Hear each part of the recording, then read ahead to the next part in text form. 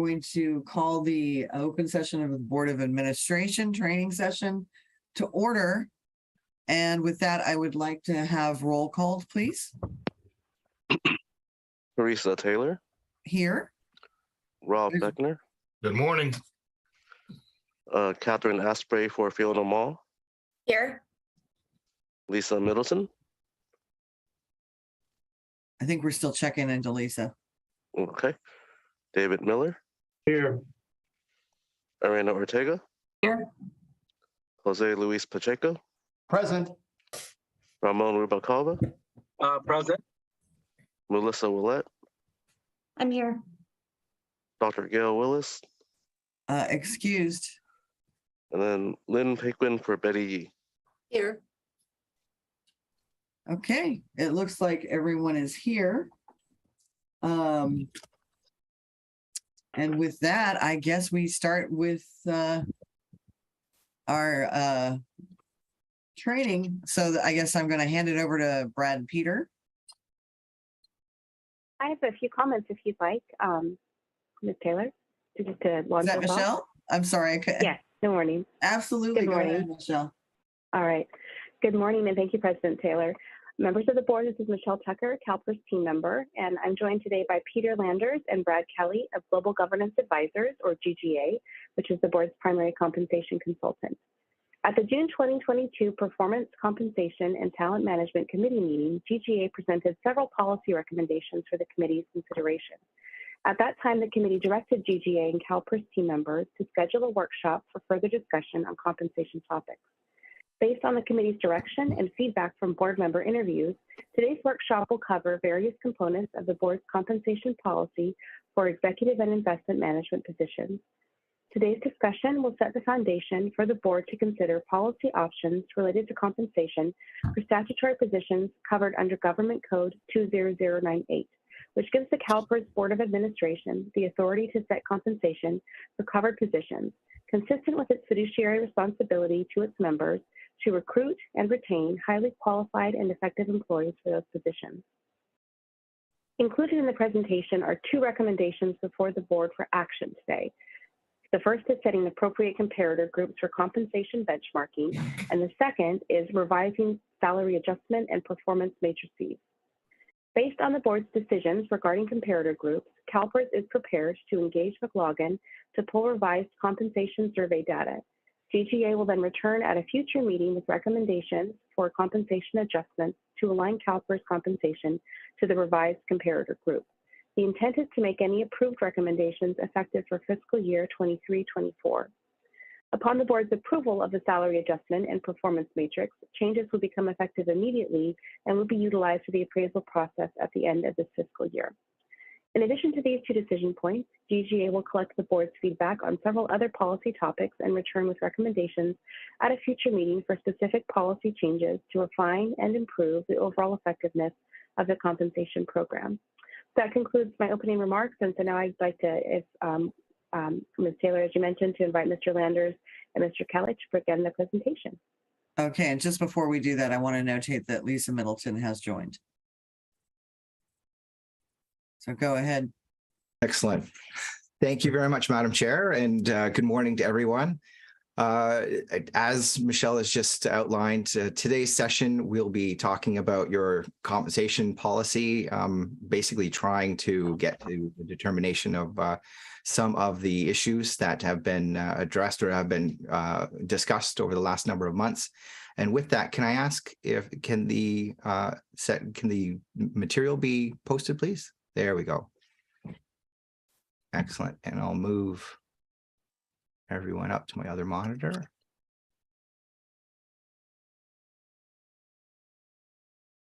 Perfect. Thank you. And can I get the next slide, please?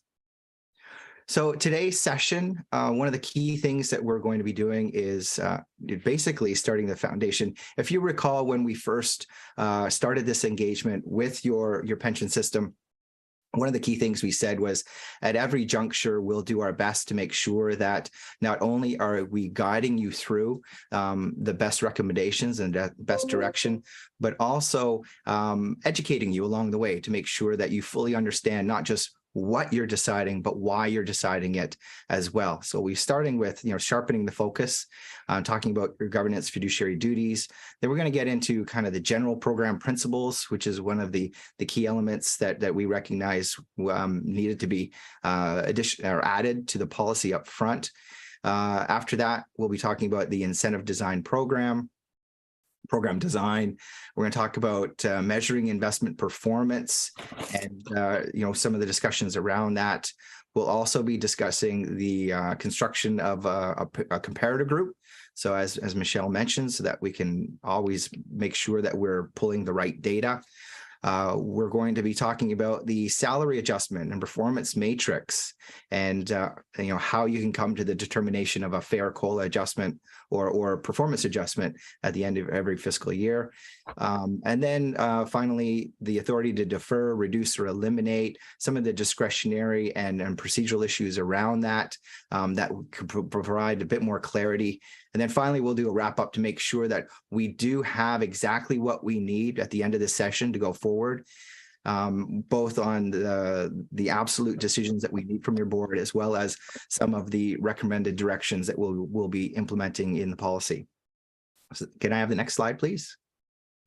So again, just to remind you of what Michelle just walked you through, the purpose of today's discussion is to decide on specific policy changes that will help to refine and improve your overall effectiveness of CalPERS compensation program, just for the senior leadership and investment staff. And this is what we want to focus on, the team members that fall under this policy, because this is your responsibility.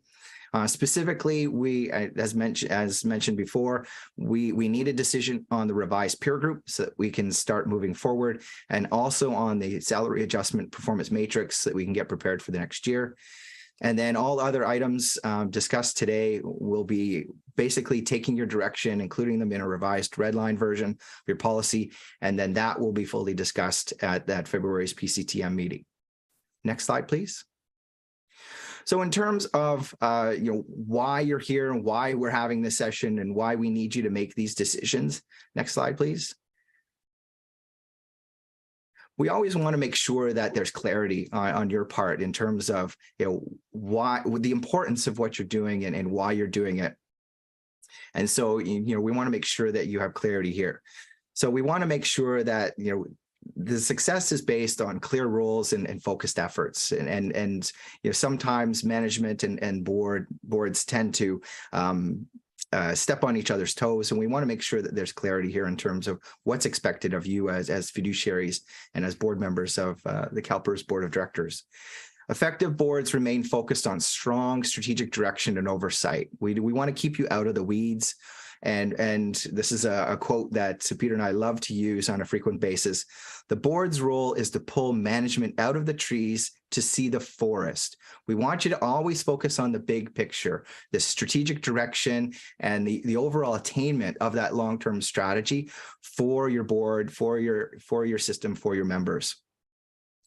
And when we apply that towards the compensation design, we want to make sure that you're affirming that the compensation design is always aligned with your strategic vision and the positive impact that it has on attracting, retaining, and establishing a performance environment for your system. Next slide, please. In terms of market-leading funds, because I know we always tend to compare ourselves to everyone else on the street. And when we look at the market leaders right now in the public pension community, the top pensions, the ones that what we would say are over 100% fully funded, they are currently recruiting top investment professionals and highly skilled board members. And why are they doing this? Because they're building an internal capacity to manage their assets, to have internal management teams, and to help replace that costly external service that they typically had used in the past. They do offer higher compensation opportunity levels, and they do this specifically to attract, motivate, and retain that top talent that they need. And that helps them to substantially lower their external management fees.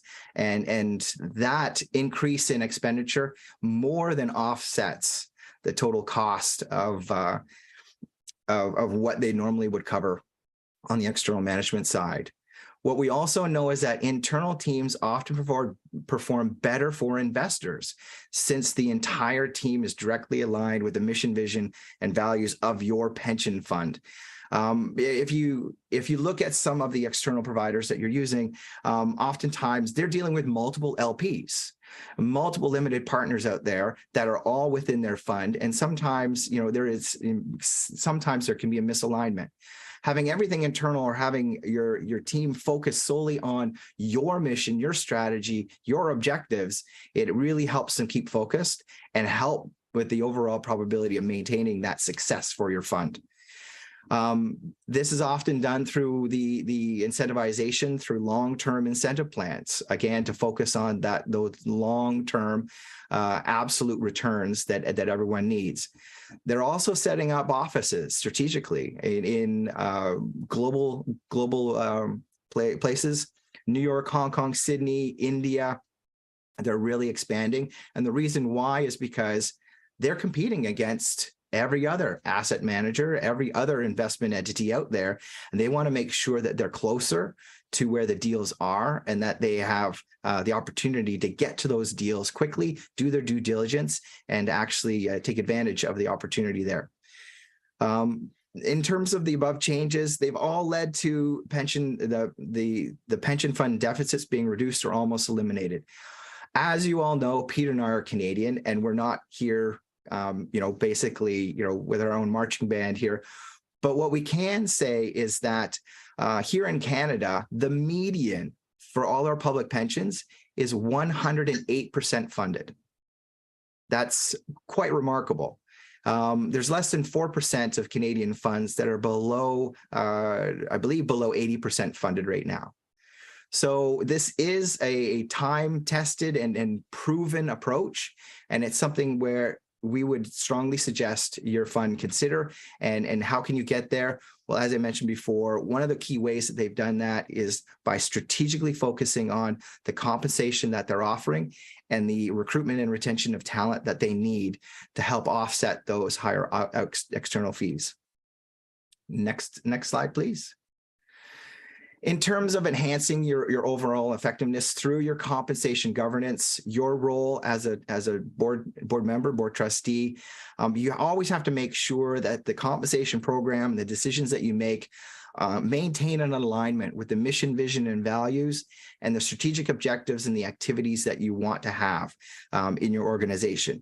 With the proper alignment there, you want to make sure that you're helping to facilitate good quality talent management, the attraction and retention of good talent, a strong performance culture and performance management program, and then a strong execution on the actual activities of your fund to make sure that you are obtaining what you've set out as your vision to obtain in the near and distant future. Next slide, please. When we talk about incentive programs specifically, and I know we had this conversation earlier about the great resignation that the world has experienced over the last little bit through the pandemic.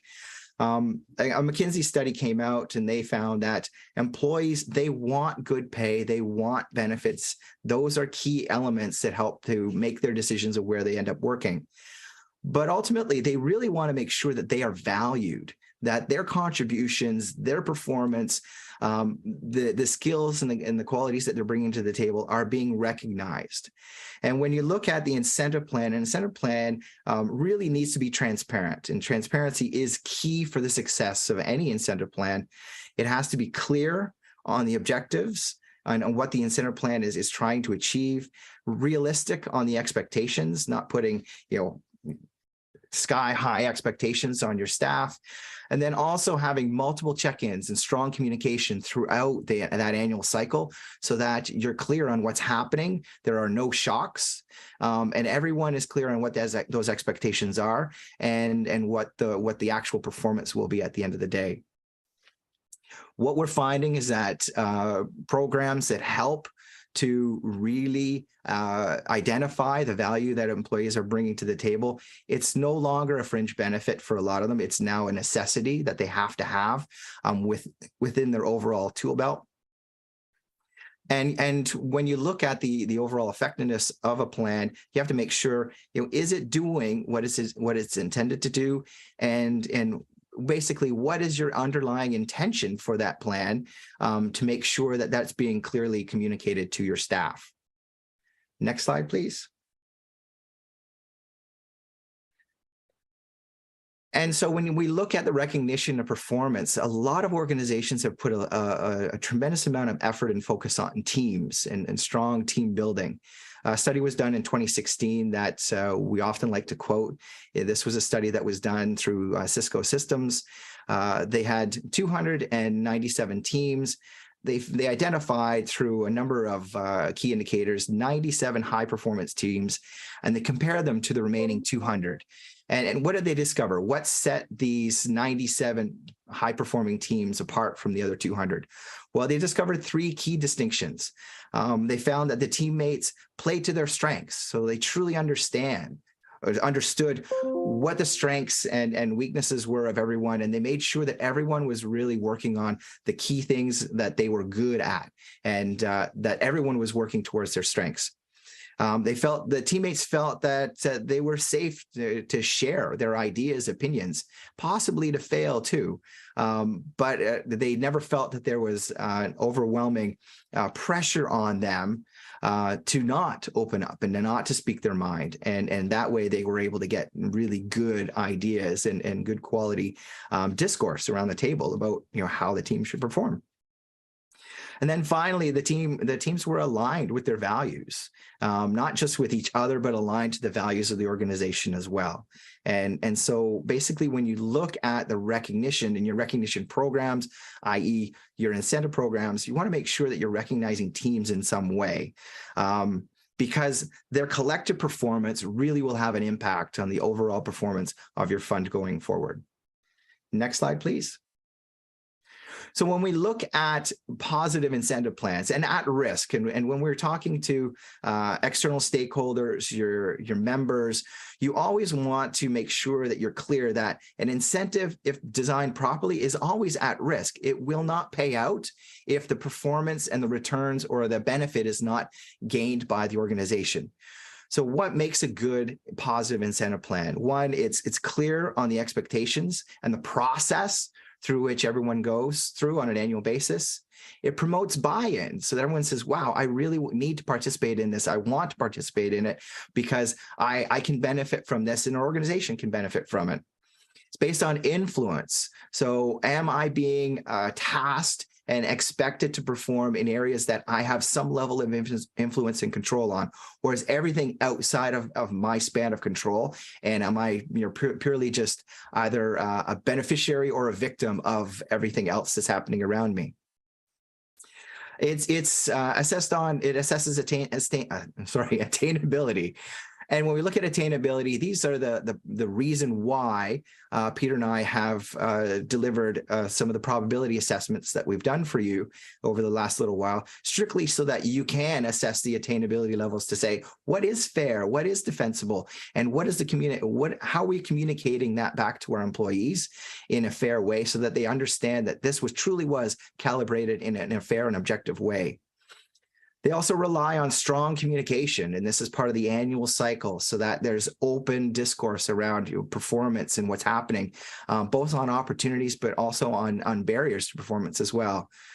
Plans should be simple. I think the banking communities throughout North America have some of the most complex programs you could ever imagine. If you want to really look at complex plans, I would encourage you to look at any of the annual proxies that they release on an annual basis.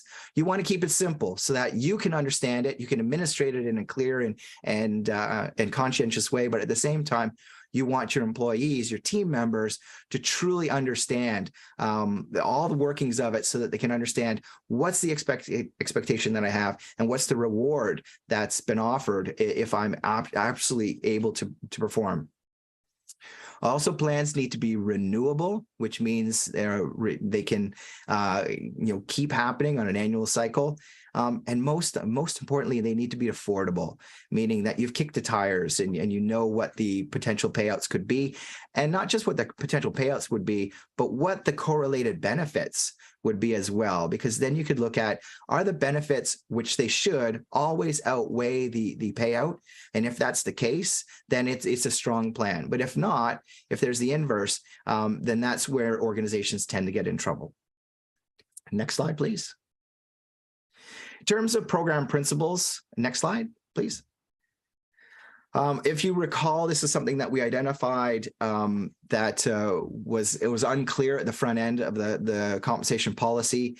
And so we had discussions with all of you on a one-on-one basis. And this is one of the questions that we asked in terms of, what is it that you're trying to achieve with this program?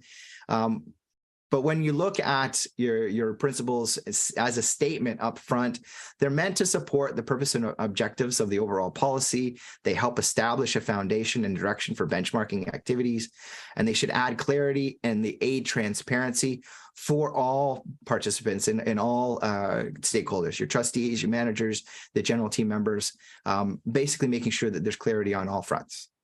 Next slide. In our interviews, this is a very high-level summary of some of the opinions that were collected. Everything that we communicate as opinions that we've collected was mentioned by at least 3 of the board members. So we want to make sure that we're not communicating outlying opinions, but something that was communicated by multiple board members, and so therefore should be recognized. So when we look at the opinions that are around the principles and program principles, board members felt that the compensation program should be aligned to the mission and the pension system, which is pretty clear, and that was kind of a unanimous opinion from everyone. They need to be reasonable, fair, and equitable. Again, everyone agreed with this, but they need to be reasonable, fair, and equitable within the internal structure as well as the external environment that you're working in. You also need to consider the broader rank and file employees, because you do have individuals that are eligible instead of eligible, and then you have others that are not. And so there needs to be consideration of how that blend and mix is treated fairly throughout the organization. It needs to support equity, diversity, and inclusion within the system, which is fantastic. And again, this helps to make sure that at no point is the compensation program a barrier to anyone of any race, ethnicity, gender, what have you, making sure that it's purely objective and fair for everyone who's participating. And it also should ensure team members that they are competitively compensated. So it assures them that you're on top of this and that they are being paid in a competitive way relative to the external and external market and within the internal structure of the organization. Also, board members felt that your program needs to be enticing, but not a deterrent when seeking or retaining talent. So you want a lot of the board members mentioned that they would like to see staff have long careers within the organization, which is a great telltale sign of an organization that's committed to their people, their overall progression, development, and career aspirations. Also, they want to make sure that the recruitment needs to focus on the position of a strong overall package, and that compensation is not the be-all and end-all and the sole reason why people are choosing to come to CalPERS. Next slide, please.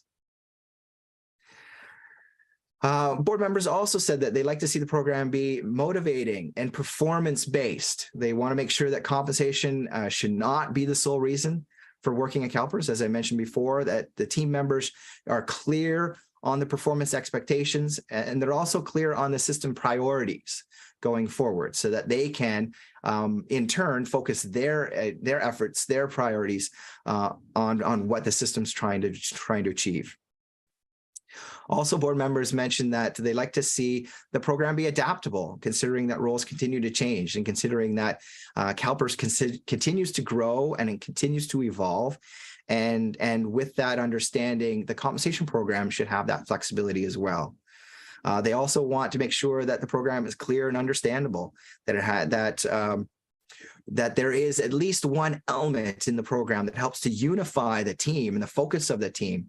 And then also they want to make sure that that one element helps to set a positive culture and work environment for the entire system so that everyone is focused on the same things and benefiting from each other's overall performance, positive performance going forward. Next slide. So with this in mind, and again, we're going to try and go through this material quickly because we want to engage. We want you to speak as much as possible, share your views, your opinions, to make sure that at the end of today's session, we're actually getting all of your views and opinions, and that we are moving forward in a very clear and focused way. So our recommendation after our conversations with all your board members, in terms of program principles, we feel that you could basically encapsulate it by saying that you would like your program to be designed and managed to be fair and equitable, competitively positioned at the median of a defined mix of peers, aligned with CalPERS commitments to internal equity, diversity, and inclusion, enhance the attraction and retention of top talent, enable transparency for CalPERS board, leadership, and team members, and support a strong and performance-based work culture. We feel that the views and opinions that were expressed to us are encapsulated in all of this.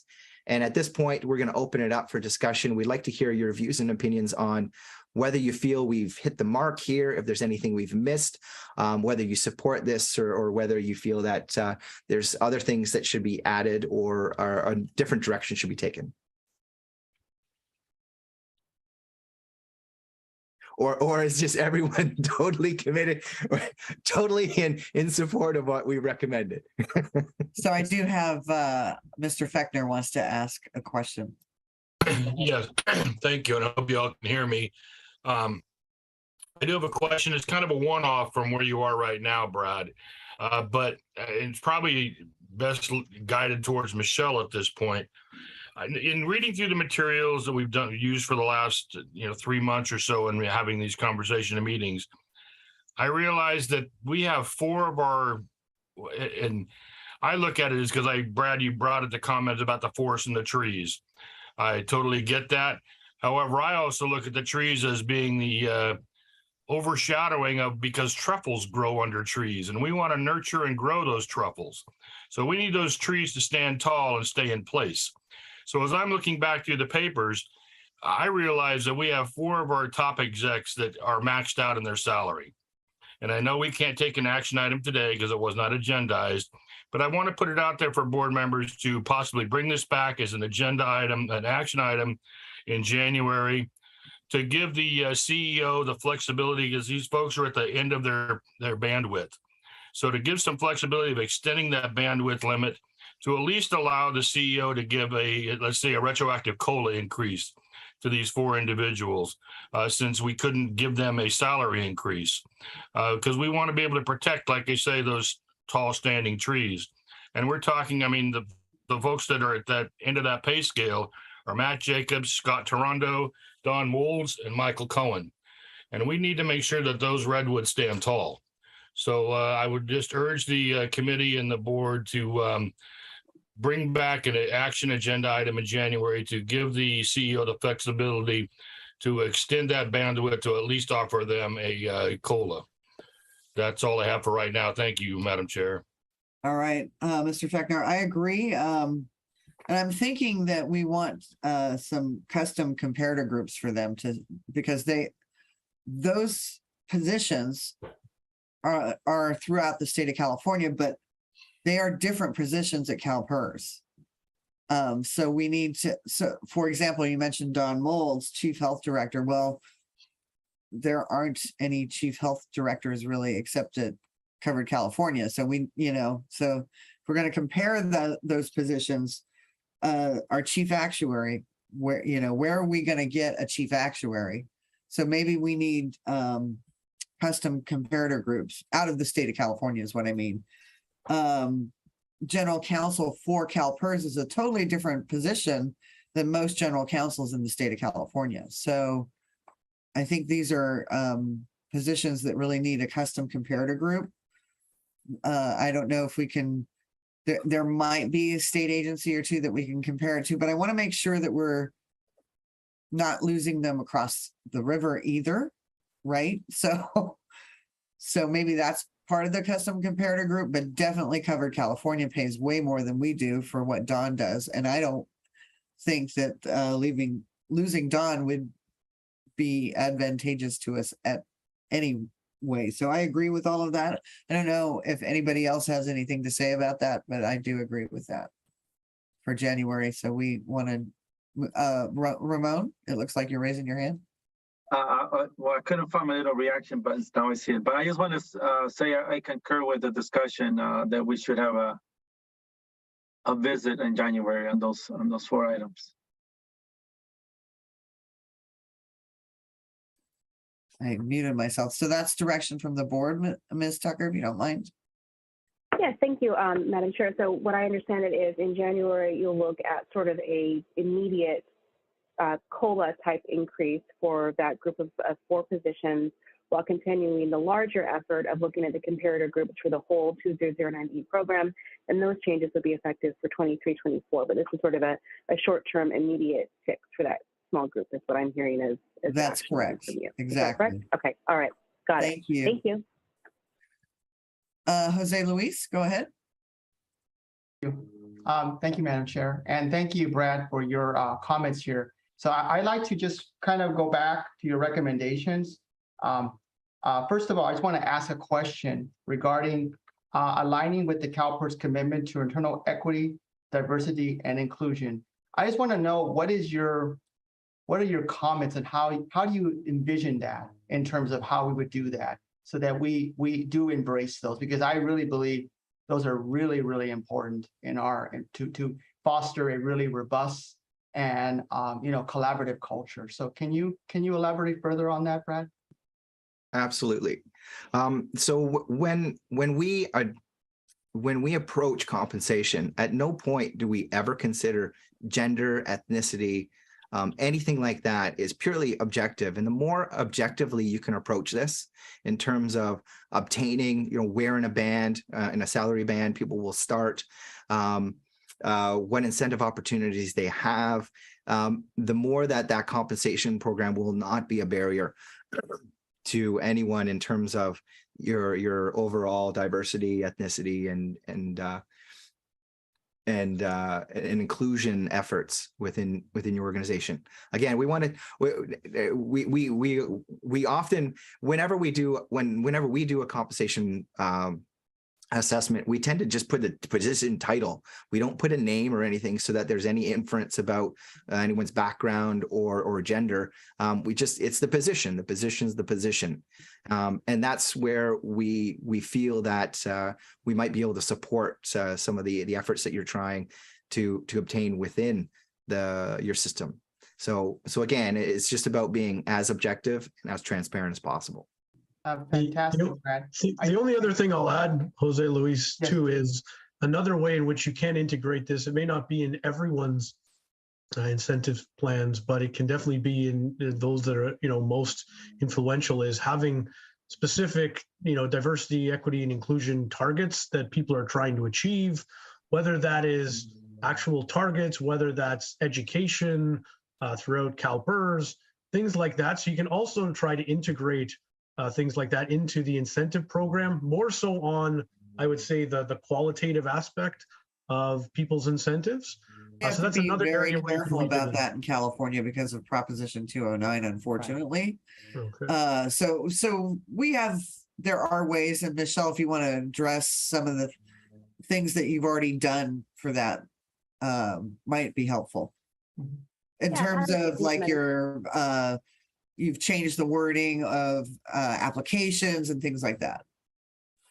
Yes, thank you. Yeah, we're doing a lot to make sure that the door is open and provides ready and equitable access to all candidates, applicants, and team members. So we are engaging in, we've purchased some new software that is going to go through our job postings and look for words that might skew towards a certain gender or might,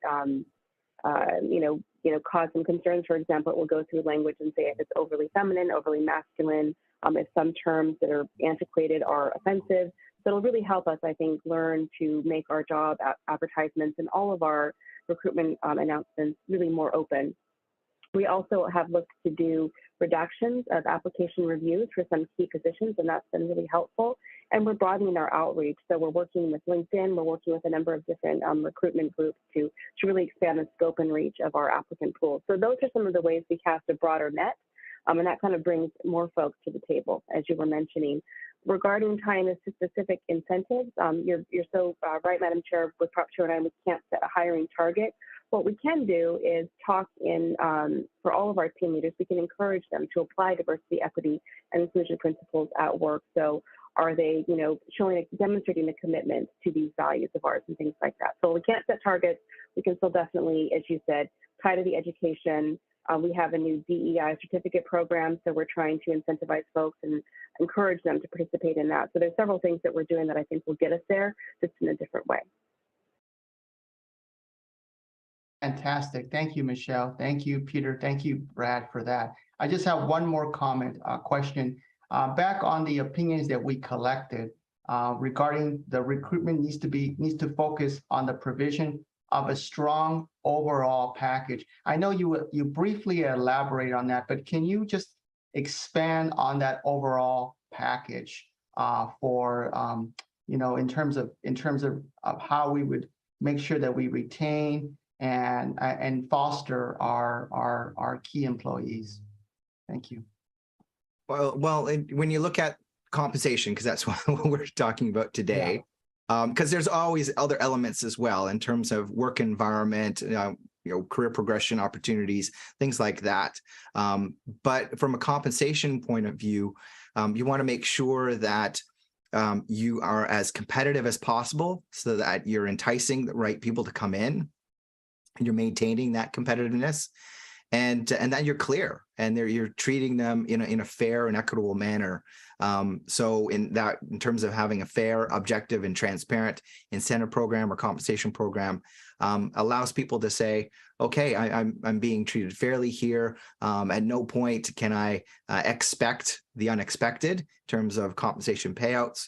So I think CalPERS is a good, fair place that I want to work at, and having a good quality performance culture where you're recognizing people's contributions and celebrating that and rewarding that gets the real performers to want to work there as well, because they know that they're going to be recognized for the contributions and the performance that they bring to your fund.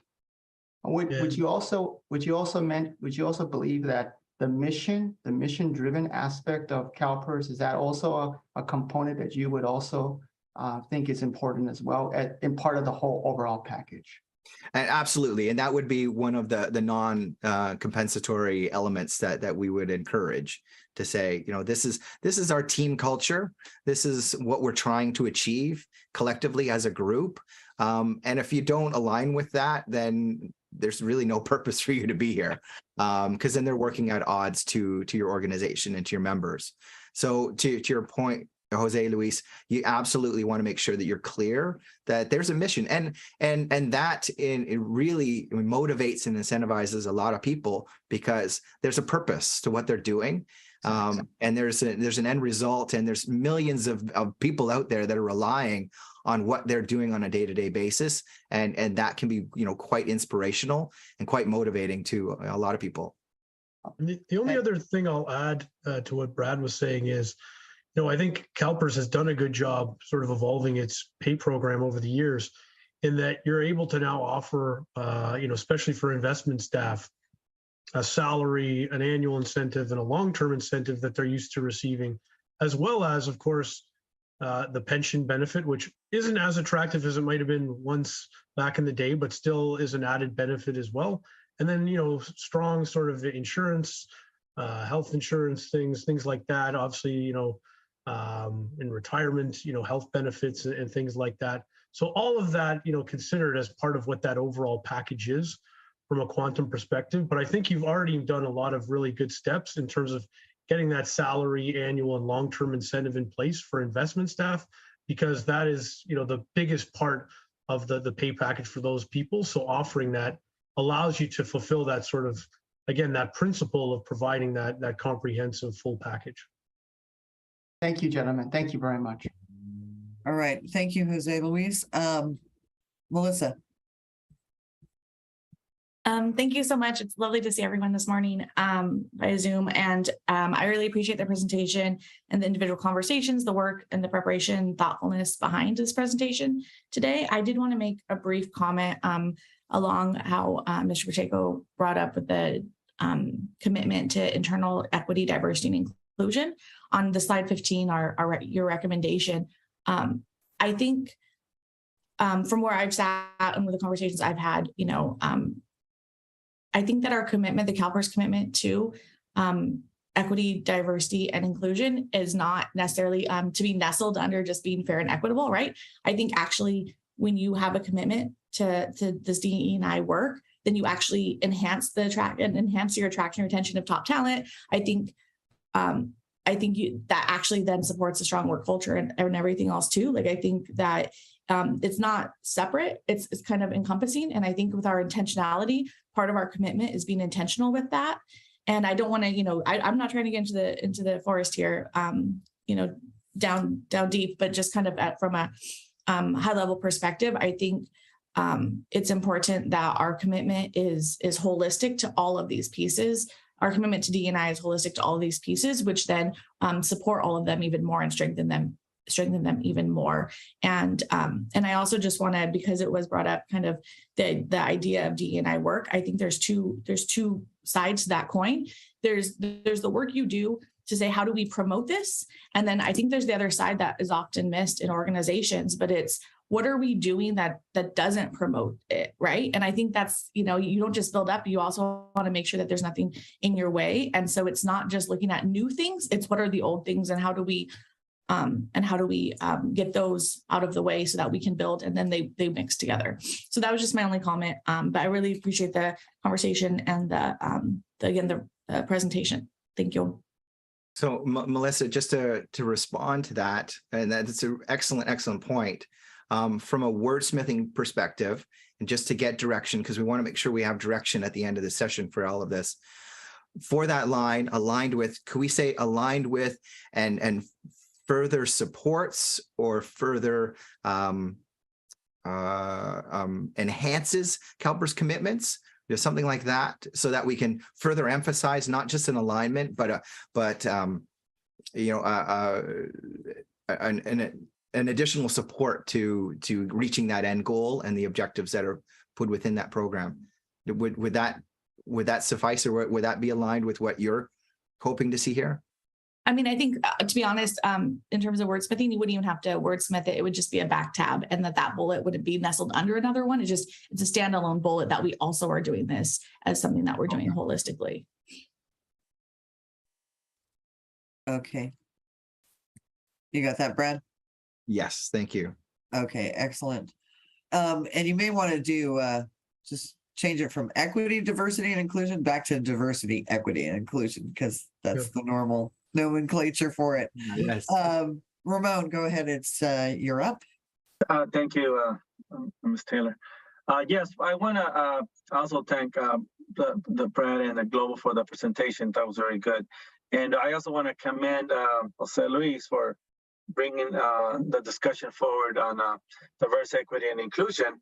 But I also, and I particularly want to thank Ms. Muller, because she pointed something out that I did not see until the discussion started, that yes, it should be its own standalone bullet, flush left. And the whole thing that it has to be seen not as part of some other, it's not nested within something else. It's part of it's a major framework where we see all our work. So I want to thank the colleagues and the consultant for this. Thank you. And I agree with the proposal that it should be first but sole bullet. Thank you. Okay, and I am hearing from Mr. Miller that he suggests, which is a good idea, that we replace aligned with integrate. Maybe integrate and implement, possibly, but integrate for sure. That does make more sense. And then we do, if nobody else has comment, I want to make sure the board has a chance to make comment. We do have some public comment, and Jose says he agrees with integrate. So Christina? Or David, take arts. We have public comment. Good morning, Madam President. Yes, we do. One moment. Okay, go ahead, Randall Cheek. Hi, this is Randy Cheek. I have a question. Why is this being brought up in a special meeting, and why wasn't it brought up during a regular board meeting? That's number one. And number two, I wanted to ask, if you're going to compensate, why not compensate all CalPERS employees? Not that the management is not deserving of some good compensation, but all your employees contribute to the success of CalPERS, and there must be a way to give everybody who works at CalPERS a good incentive to stay there and work for CalPERS.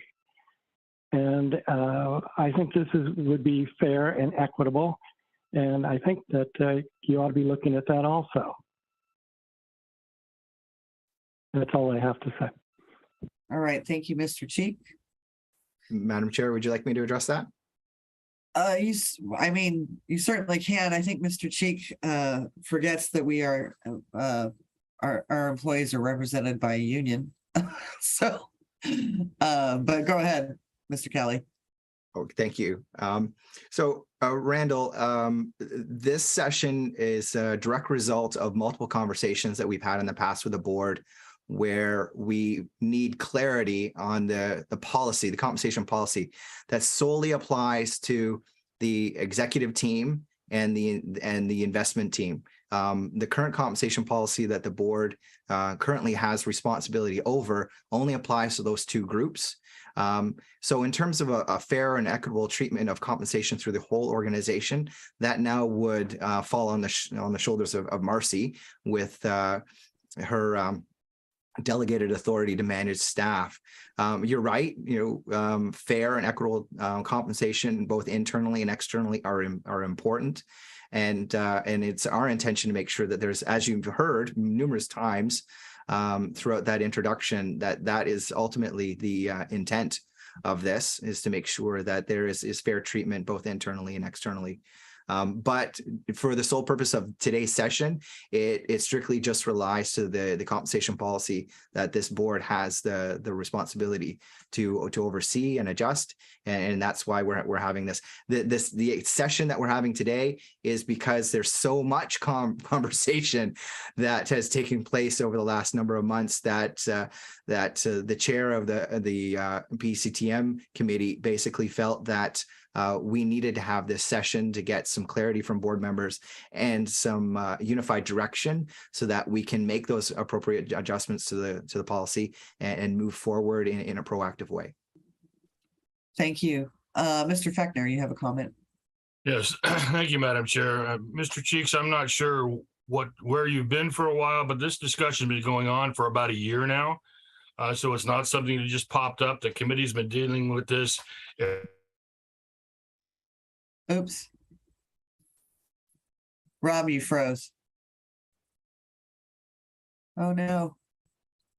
I figured it was going to be much too long to run to that same time span. So this is nothing new. It's something that we've been looking at for quite some time now, and this is why it's coming back today.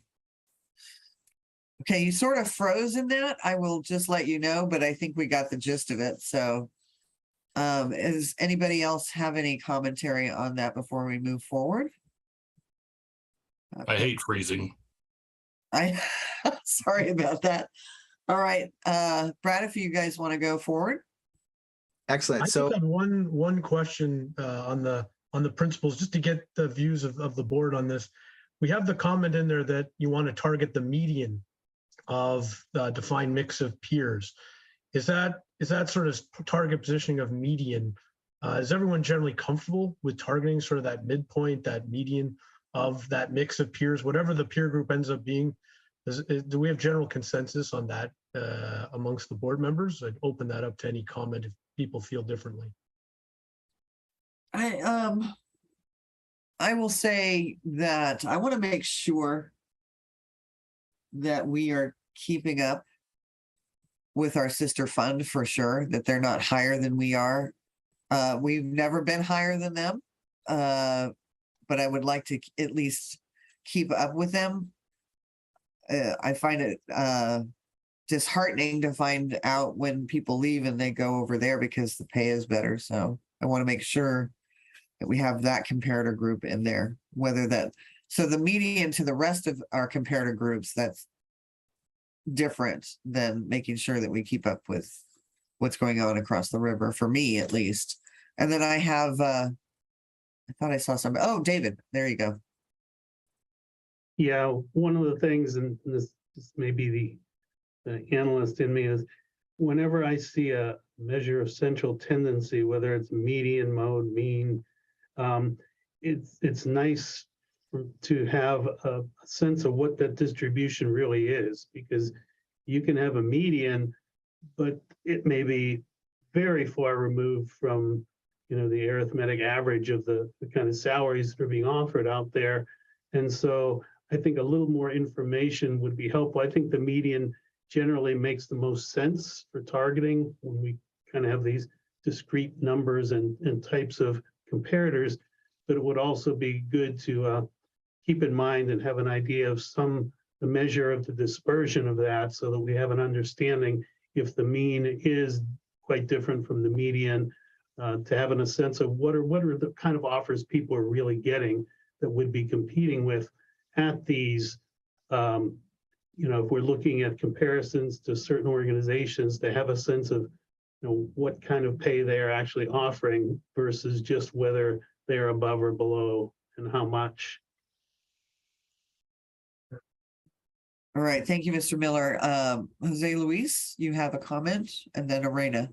Yes, I just want to thank you, Madam Chair. And I'd like to just kind of piggyback on what Mr. Miller had mentioned as well. You know, I think perhaps that we do definitely want to explore that more. And I wanted to kind of ask Brad and Peter if there are studies out there that kind of show this, that, you know, just not only the median, but maybe above the median, with respect to organizations of our size, our public pension size, if the median is the best practice, or is it a little bit more? I just wanted to know if you guys can elaborate further, or if we need to explore that further. Definitely, to answer that question, the most predominant practice is to target the median. Now, obviously, every organization's peer group is slightly different, so that median number ends up being pretty much different by every organization. But most organizations, as a policy tool, will target the median for, say, target performance. And then if, you know, performance warrants, you know, on the downside, paying a little below that median if performance isn't there. And then if performance is really there and you're shooting the lights out, performance, you know, well above the median is usually tolerated. But at sort of a target level of performance, that's where you're trying to hit that sort of median. And that's what most organizations will target as a sort of good rule, a middle of the road type of approach. But I just want to elaborate on that, Peter. We do have some. We could tailor our policy to make it very flexible for us in the event that, let's say, there's a high performance, you know, individuals or so forth, that we've got that ability, right? I mean, we're not locked in just to the median, right? No, exactly. And you would always retain that flexibility and discretion as a board to reward those higher performers, for sure, at a higher level.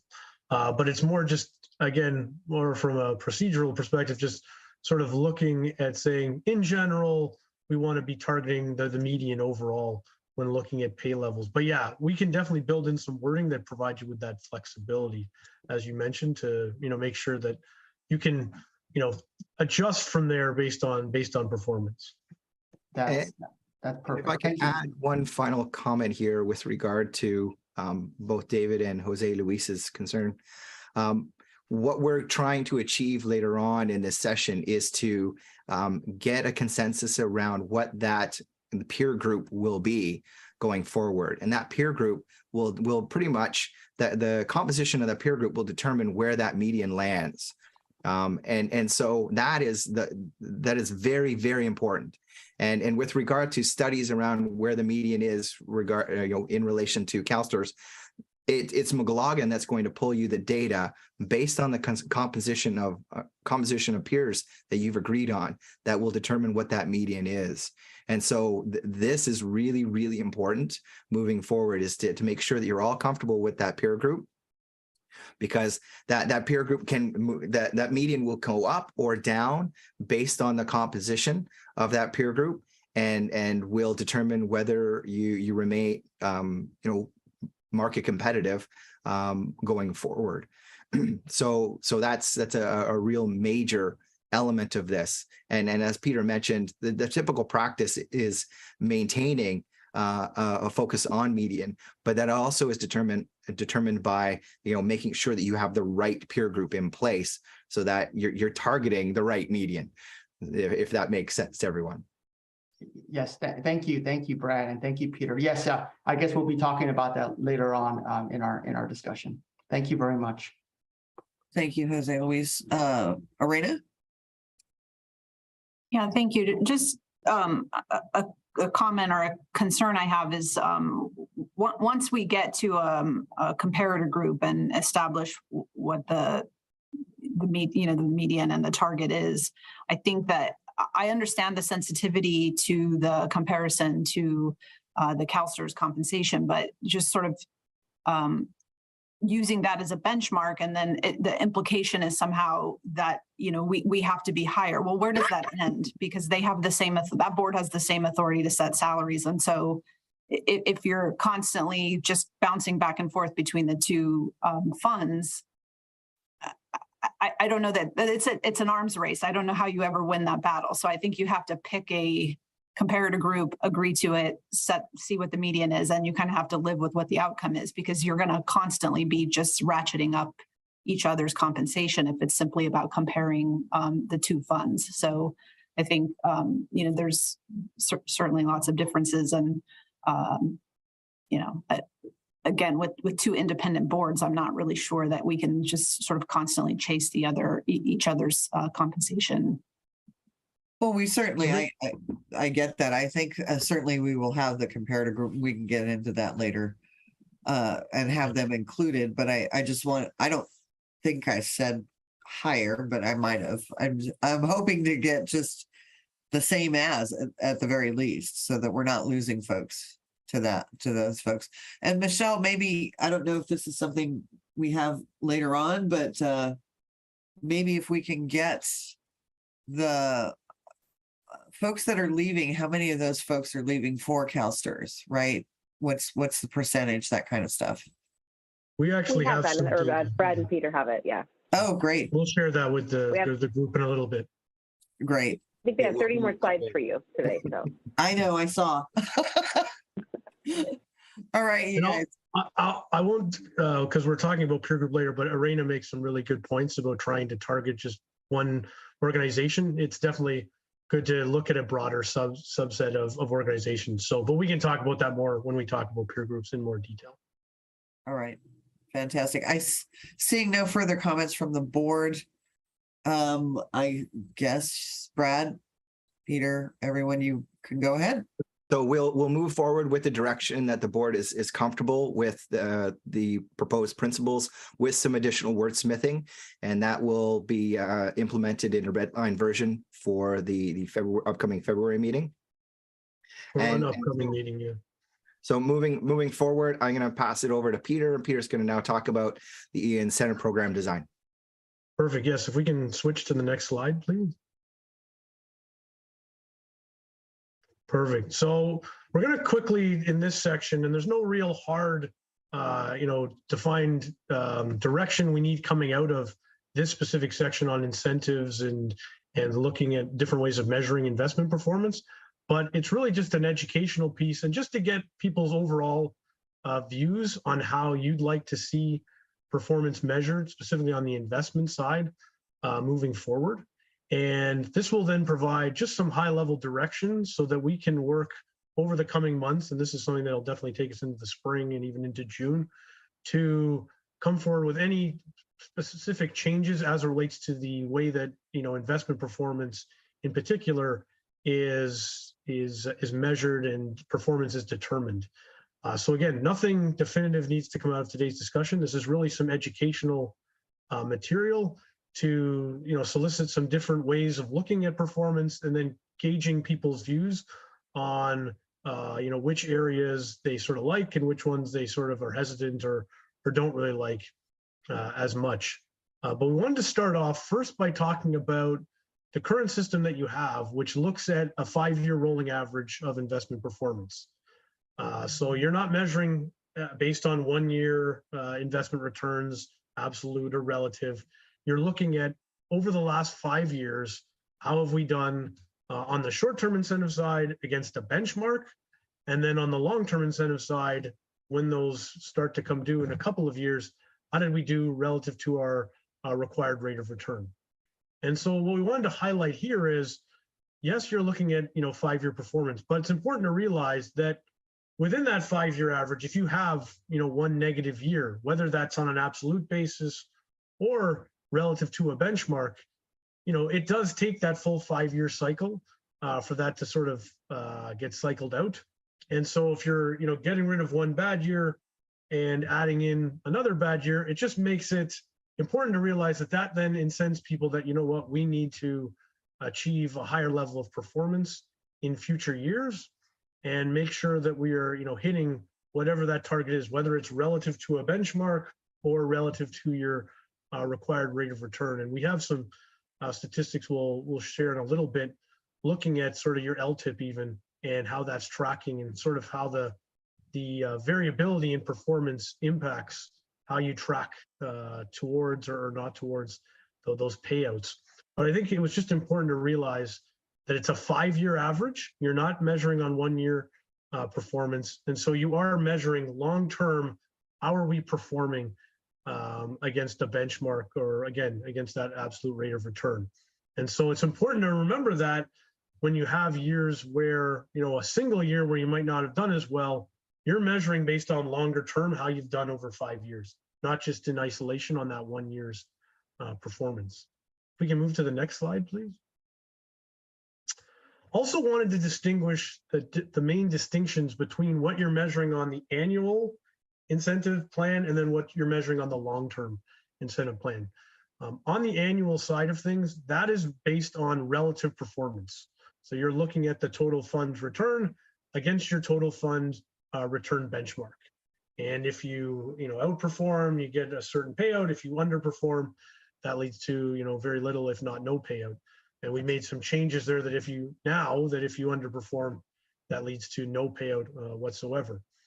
So that's measuring again relative performance to an index. So whether that you're positive absolute rate of return or negative rate of return, it's ultimately looking at how did we do against that index. And the purpose of that is really to measure, did we generally outperform the market and do better than what a passive index would have done? Because that's how you're really measuring the skill of your investment team is, could we have done better working with this team than just passively investing in the S&P 500 or what have you.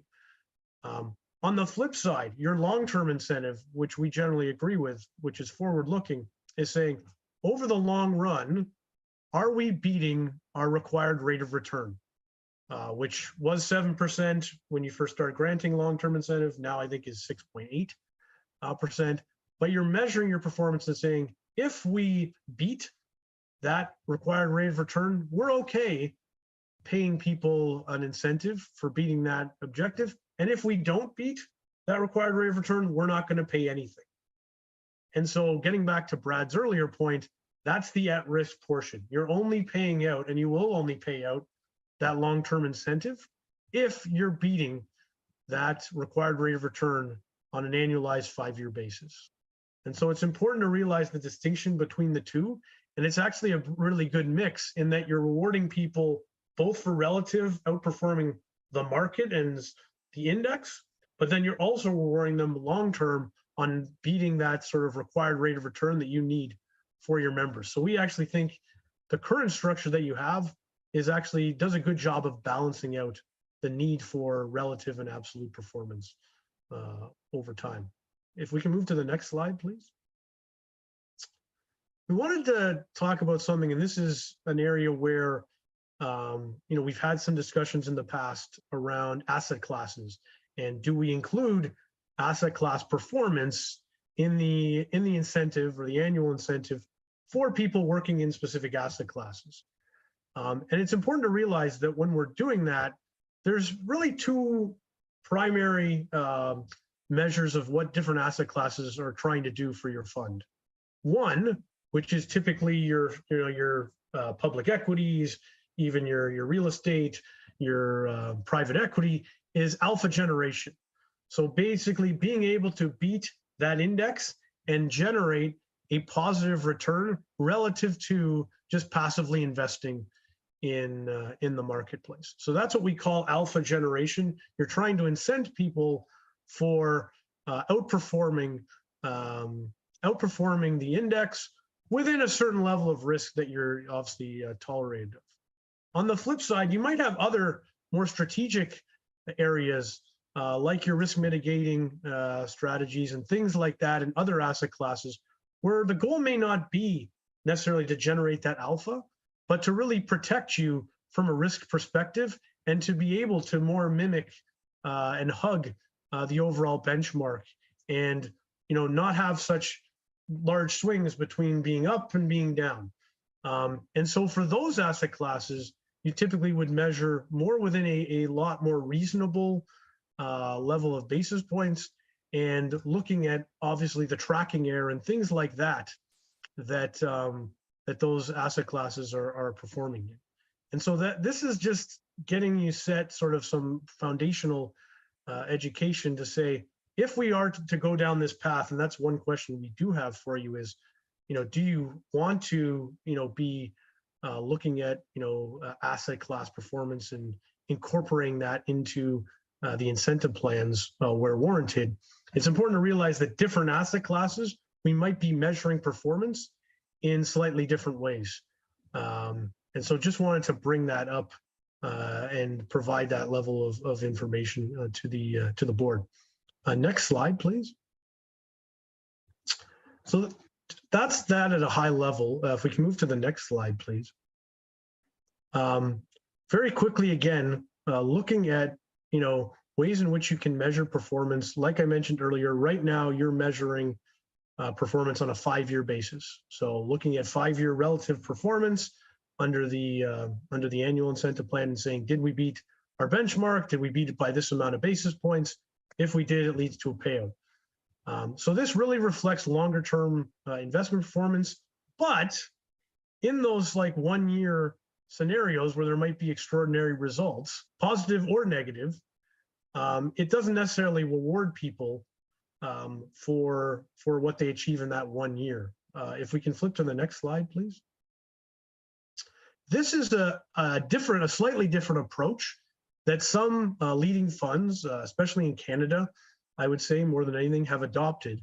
And it's to have a weighted approach to measuring performance under the annual incentive plan. So it's saying, yeah, we're going to measure five-year results, and that's going to be the majority of how we reward people.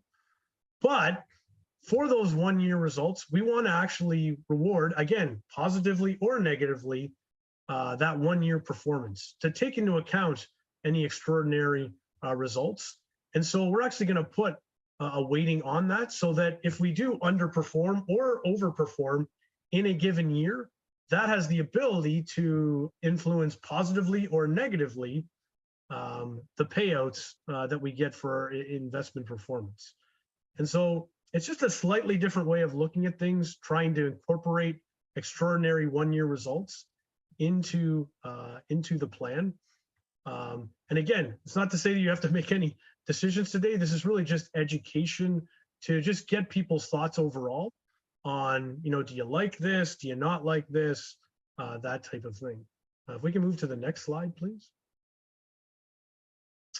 Very quickly, I'm not going to go through all this because there's a lot of text here, and the material is public, so you can read it over. But there's sort of 3 ways you can measure performance. One is relative performance to the index. So this is what you're doing currently. Very common measure in the pension fund world. It's the most common way to do it. It again measures people's skill in terms of being able to beat the index in a passive sort of, passive overall market. And if people are outperforming, but maybe absolute returns aren't necessarily there, it is at least a way to help with retention, because they know that, you know what, we're outperforming a little bit. We have the ability to get a payout versus, well, if we're measuring absolute and we're not doing so well, we're not going to get anything. So why am I going to stay here? So it helps in those types of scenarios. The biggest cons to that are the traditional sort of best of the worst scenarios. So you're generating negative returns, but beating the index. So you're paying people even though you're getting negative returns for members.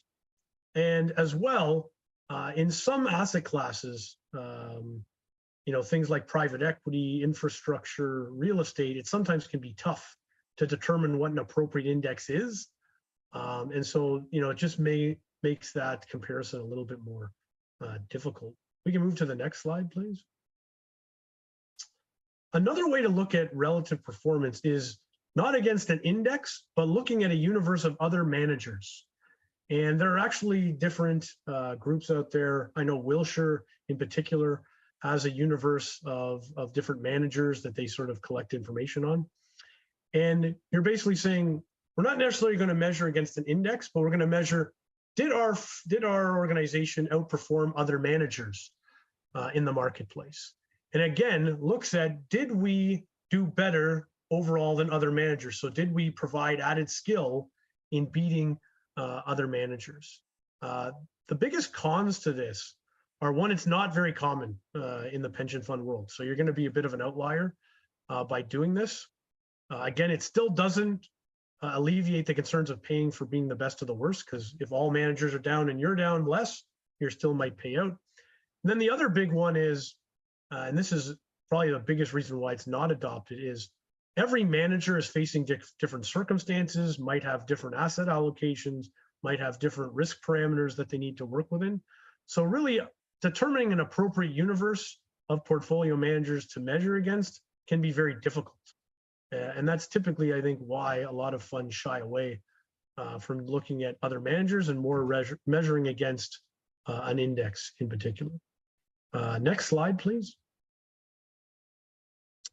And then lastly, absolute performance. So again, this is looking at, did we beat a certain percentage that we wanted to hit as a required rate of return? So in your case, under your long-term incentive plan, did we beat the 7% or the 6.8% that we have said we need to achieve to, to continue to, adequately fund our plan?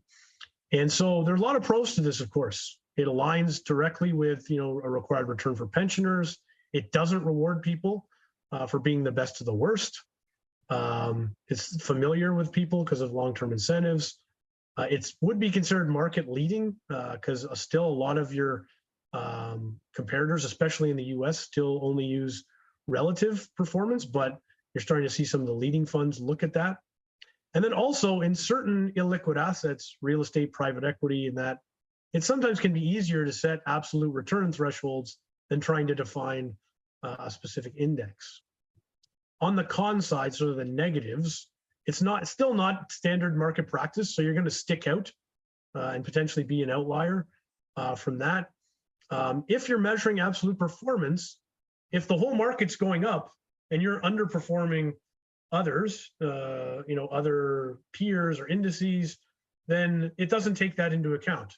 So you're going to get rewarded just because the overall market is up, not necessarily because you added any additional skill over the market as a whole. It also can be harsh. So if you're trending to be negative and people know there's no payout potential, well, then you have potential flight risk because people say, well, I know I'm not going to get that, so why am I going to stay here type of thing. And again, it doesn't encourage outperforming against the index overall, and sort of, again, demonstrating that skill of your investment team. Next slide, please. Perfect. So I'm going to stop there. And again, we don't need any specific direction here But just wanted to quickly gain any sort of thoughts and opinions on, do we agree with using sort of relative and absolute? Do we like measuring to an index? Do we going back, does anyone have any thoughts on sort of incorporating asset class performance back into the incentives for those professionals?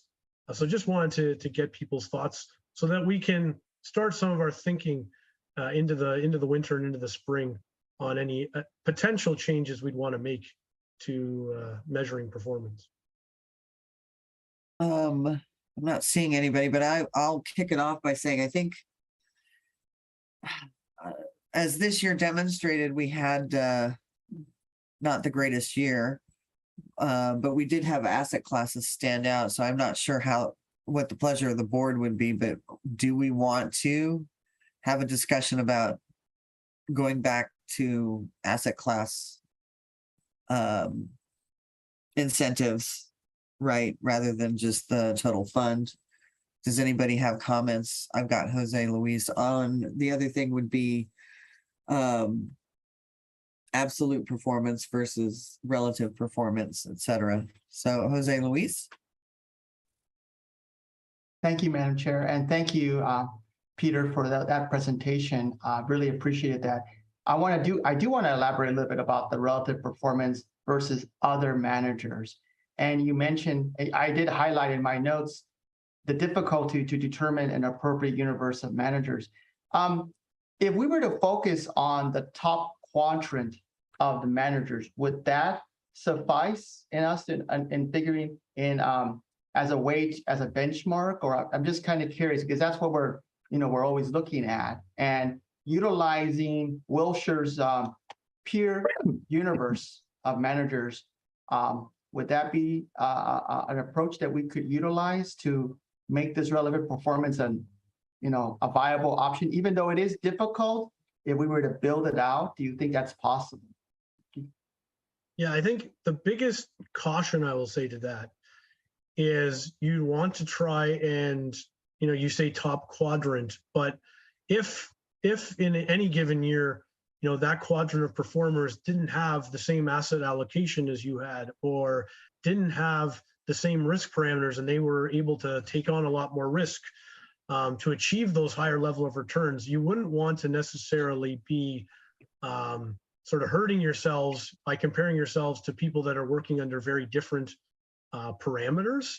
And so that's the biggest caution whenever you look at other managers is, is it really a universe of managers that is operating in a very similar sort of fashion to what you're doing with similar limitations? And so I would caution that if you're to move forward in that direction. Thank you, Peter.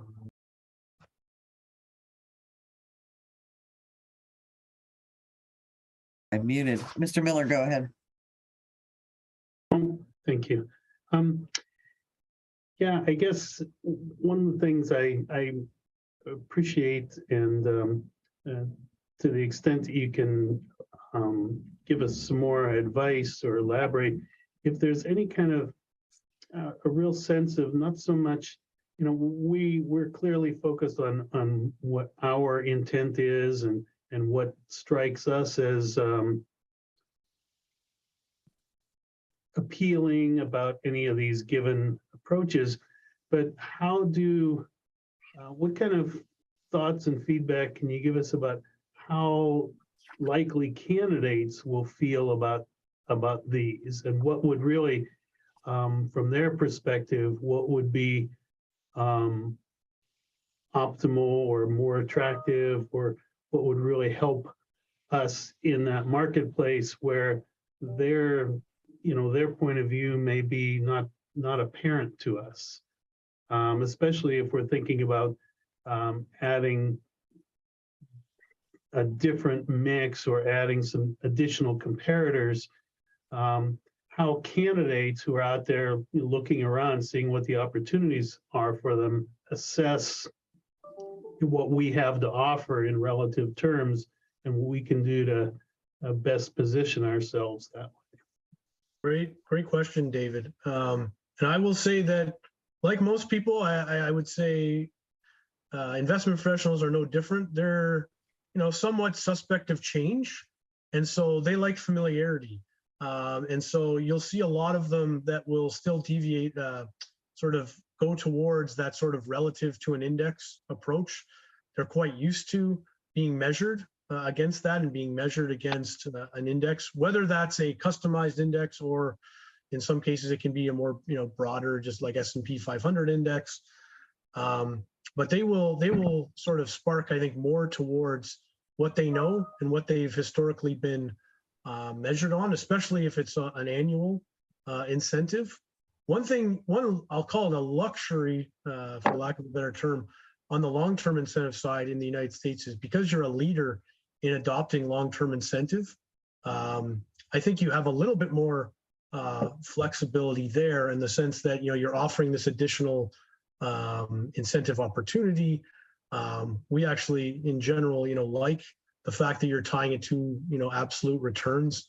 That again, over the long term, they're only getting paid if they generate the return you need for your members. So you probably have a little bit more flexibility there on the long-term incentive, but there's nothing that we see currently in how you're measuring performance, either on the annual incentive or the long-term incentive, that concerns us in terms of how you measure. The one area being, the asset class professionals not being tied, at least a portion. It doesn't have to be all of the investment portion, and you should have a total fund component to it at all times. But that's what sticks out to us the most, is that your person in public equities or in fixed income right now is not able to be rewarded based on outperformance of that asset class.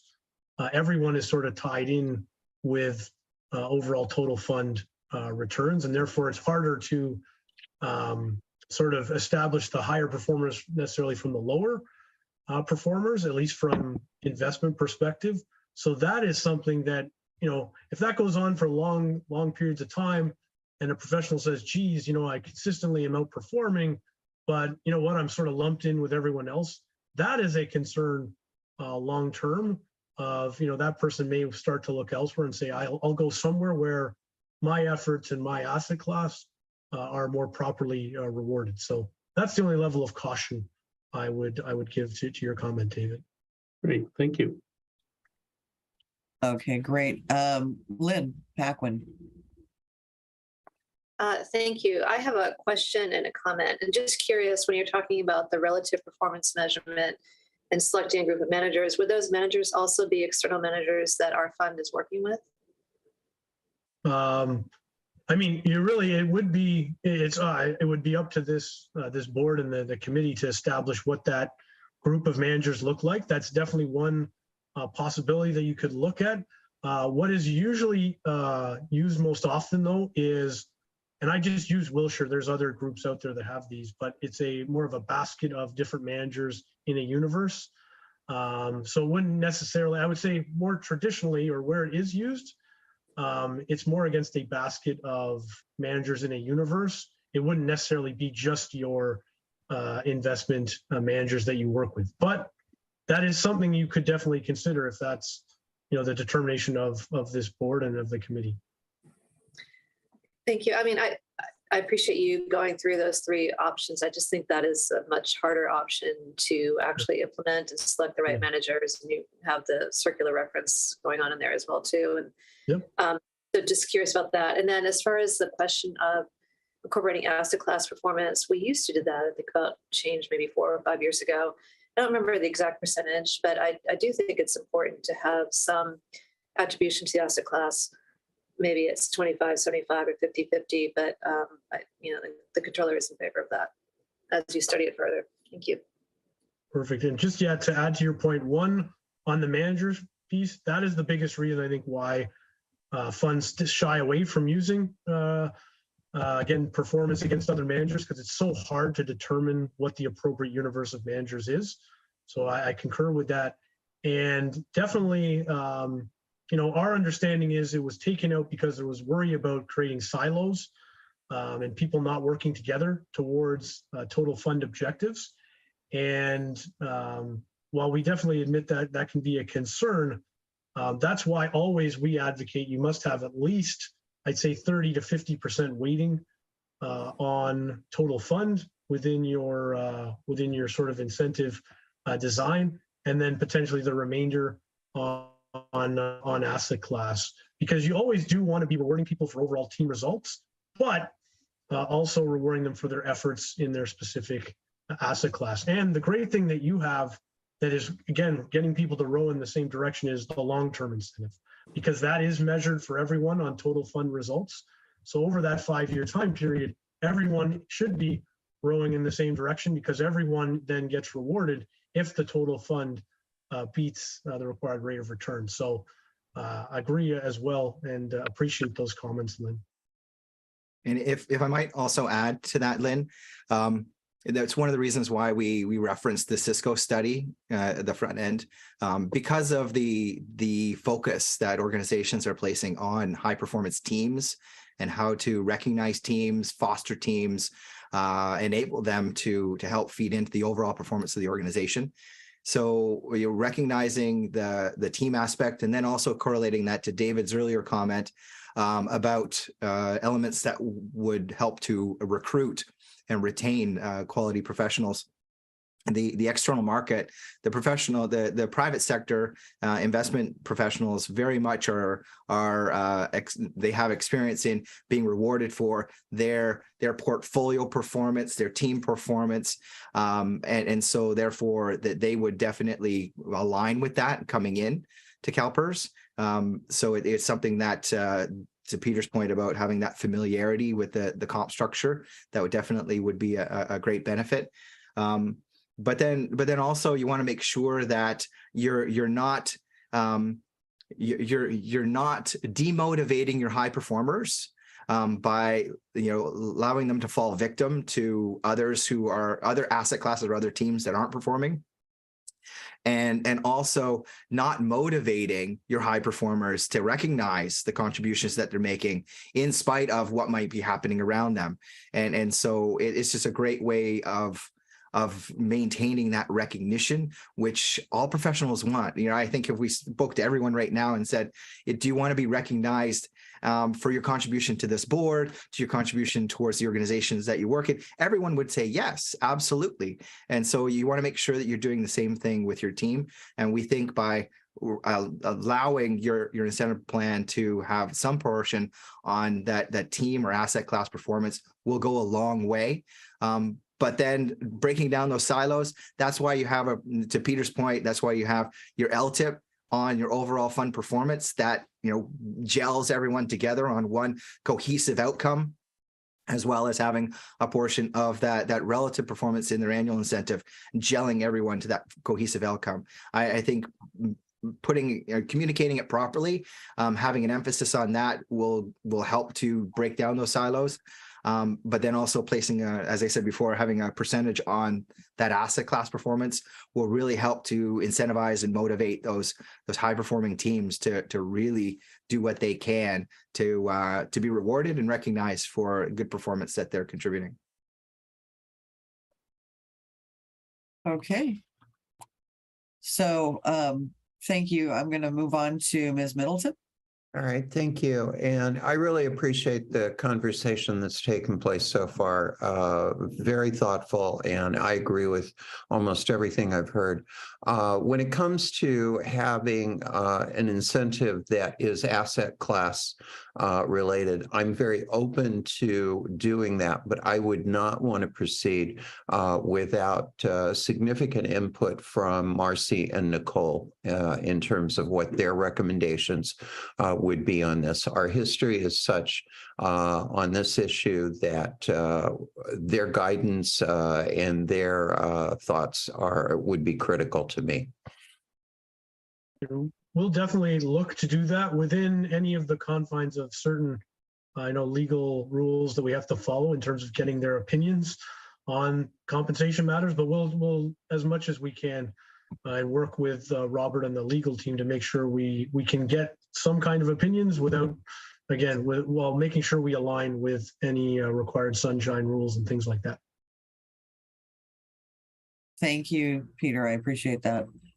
Lisa, anything further? No, thank you. All right, then we'll move on to Mr. Fechner.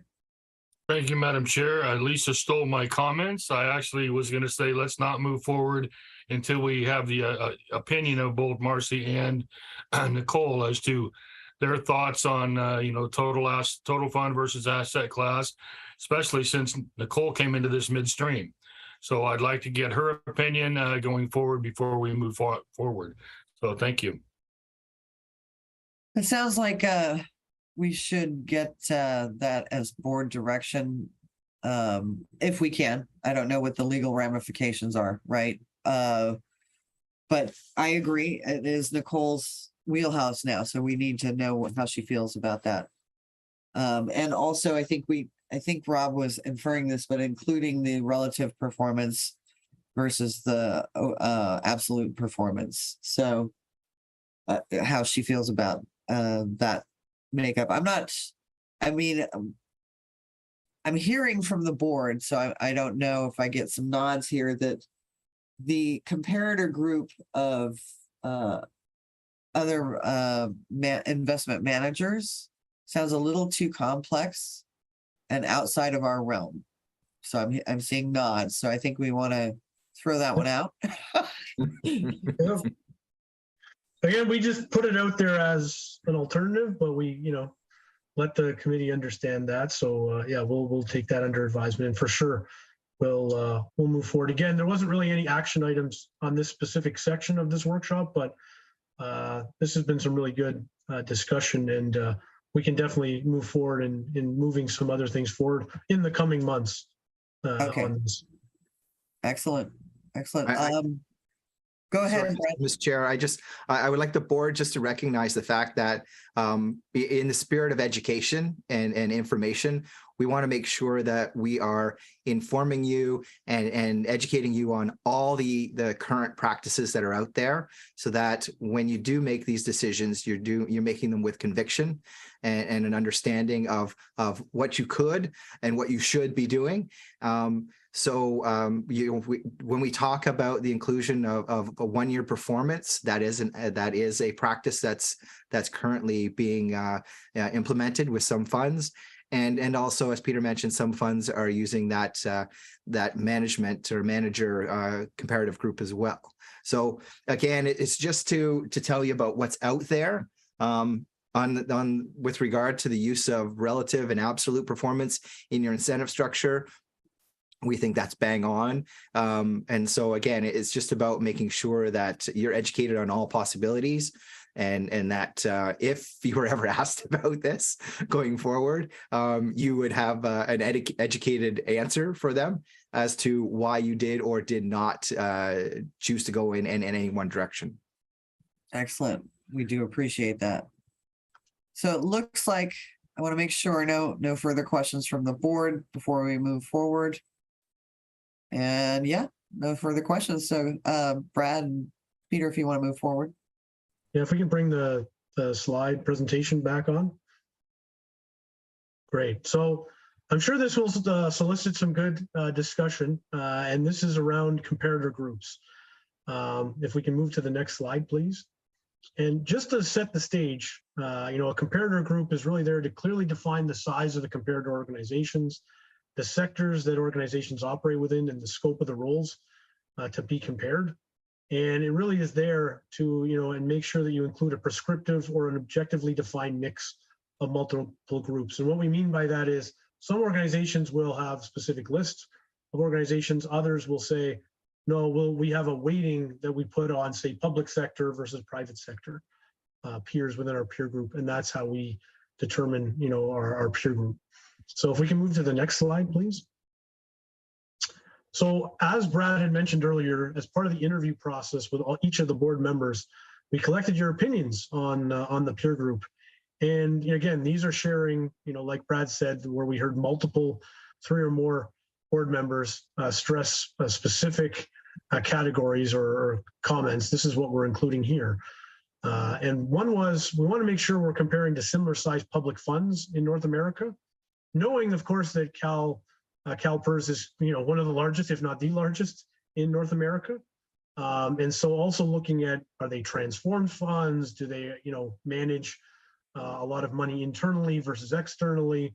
So all of that, getting factored in terms of what that similar sized public pension fund looks like. We talked and we heard that, endowment funds made some sense, not for, the executive roles, but more for the investment roles, where you could lose talent to in the marketplace. We definitely heard most individuals say that, for-profit private sector organizations made sense. There's definitely an acknowledgement that, you're never going to be able to compete 100% against the private sector, but you are losing talent and can lose talent to the private sector. And we have some stats in a little bit that sort of back that up to a certain extent. There was a comment that was made too that, as you're competing and you're looking to internalize as much management as possible, that you are too dependent on high-priced investment consultants. You pay a lot in external management fees. And is there a way to lower that by building your internal capabilities? And one of the ways you can do that is in certain asset classes, bring in people from the private sector, where yes, you're paying them a competitive wage, not at Wall Street levels by any means, but a competitive wage that, yes, the mission-driven organization, hopefully more flexible work environment, work a little bit better work-life balance, not having to hustle to bring assets into a fund and just being able to invest and find opportunities.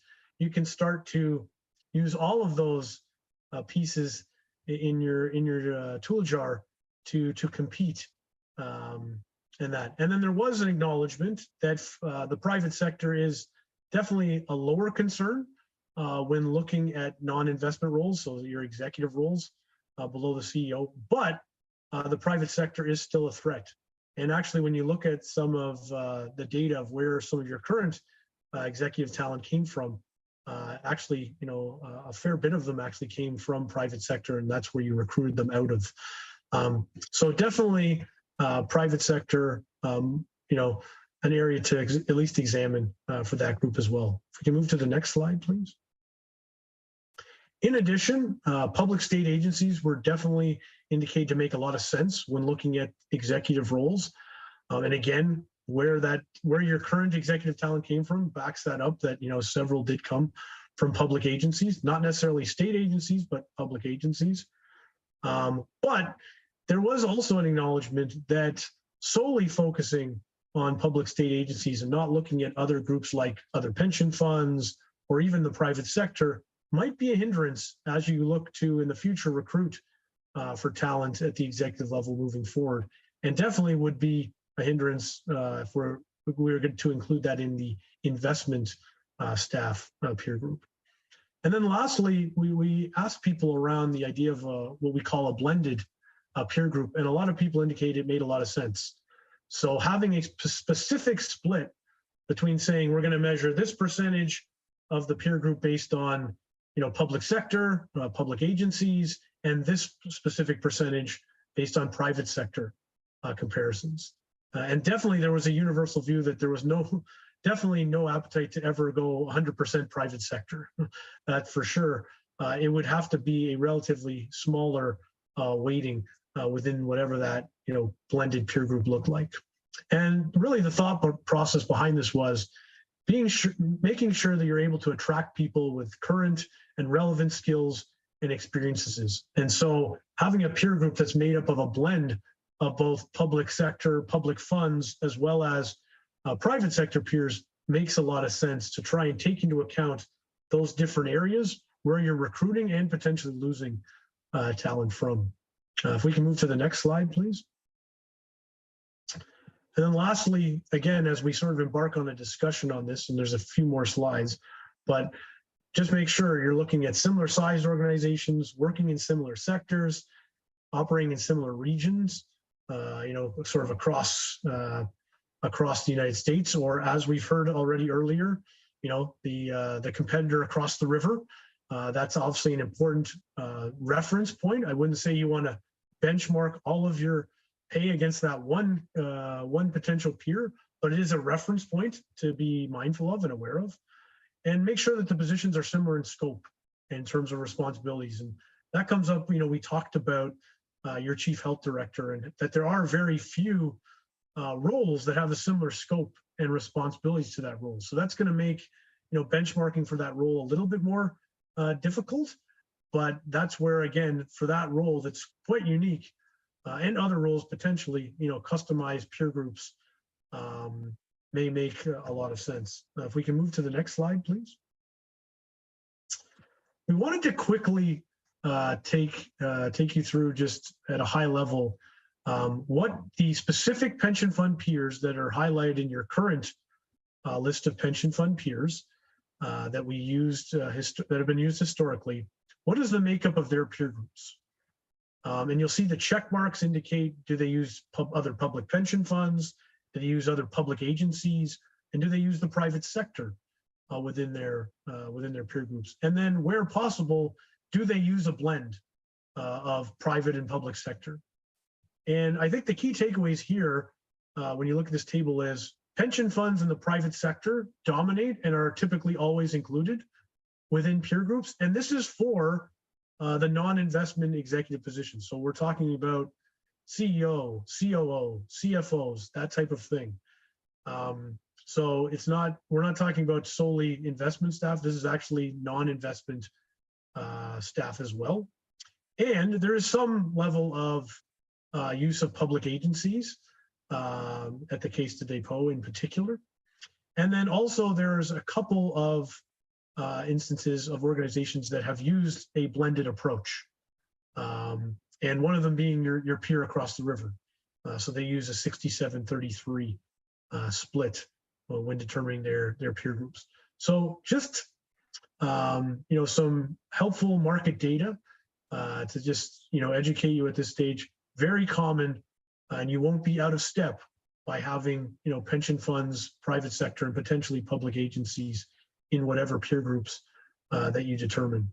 If we can move to the next slide, please.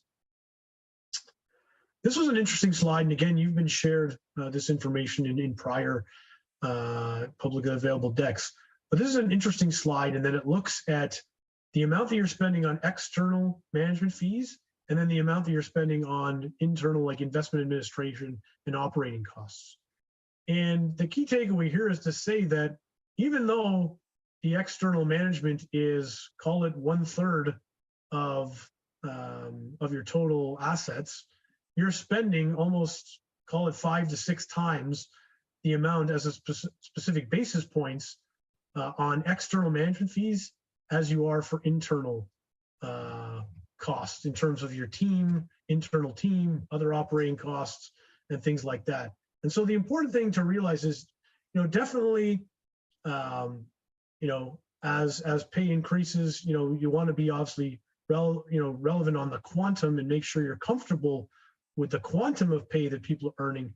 But it's also important to realize overall, by bringing more investing in-house and paying your people more and building out that professional team, whether it's here at CalPERS or these statistics, or just in other broader sector surveys that we've seen in research, you'll end up paying your own people a little bit more. So yes, you're going to pay a little bit more for internal cost, but it's going to come at much of a benefit because you'll be paying a lot less on the external management fees. And that's the trade-off. And that's where, again, to Brad's earlier point about being able to justify any adjustments in pay and things like that to plan members, to other stakeholders, that's the type of evidence you want to speak to say, yes, we know we paid X amount more on our staff this year, but you know what, we saved Y percentage and a heck of a lot more by bringing that in-house and lowering our external money management fees. And that's what those leading funds, those transform funds, have been able to do over time. If we can move to the next slide. Sorry, Peter, can we go back to that slide? I just want to make sure that this board is clear on this slide, because this slide is very, very important here. When we did our interviews with all the board members, Many of you recognize that conversations with your constituencies, with external stakeholders, when you're talking about compensation, tend to get a bit uncomfortable because you tend to talk about compensation levels that are much higher than what your members normally would get in their specific careers and employment opportunities. I want you to really focus on this because everyone's concerned about what you're paying the CalPERS employees and what gets picked up by the media. And this is what you really should be focused on, because this is what the transformed funds really focused on. They saw this as a low-hanging fruit. So we want you to understand, when you look at the 3.8 basis points, that's not just internal management of your internally managed assets, but it's also the administration, the operations. It's the paying of your internal employees. It's all of that bundled together. That's 3.8 basis points based on your total fund. Now that higher number, that 929 million, just under $1 billion, is being paid. That's roughly 21.1 basis points on the total fund. So you say 21.1 basis points, that's not a lot. That's okay. Think about this. That's $929 million you're spending to manage just that upward element, that 139 million.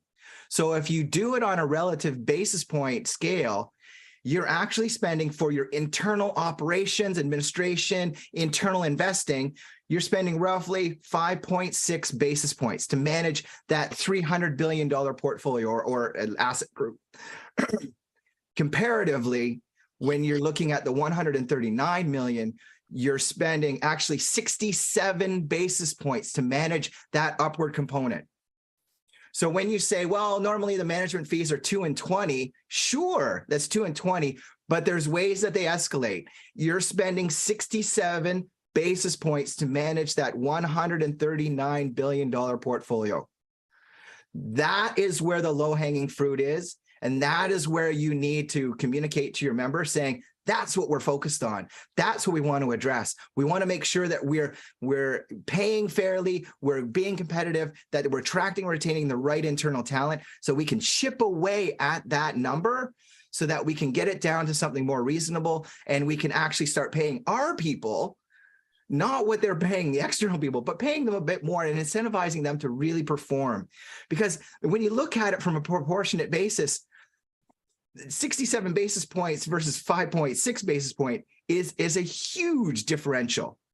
And that's the strategy that we're trying to encourage you to adopt. That's where we want you to go, because this is the way the other funds have gotten to that fully funded or surplus funded status. And this is how you're going to get there, by focusing in on the data that's here in this slide.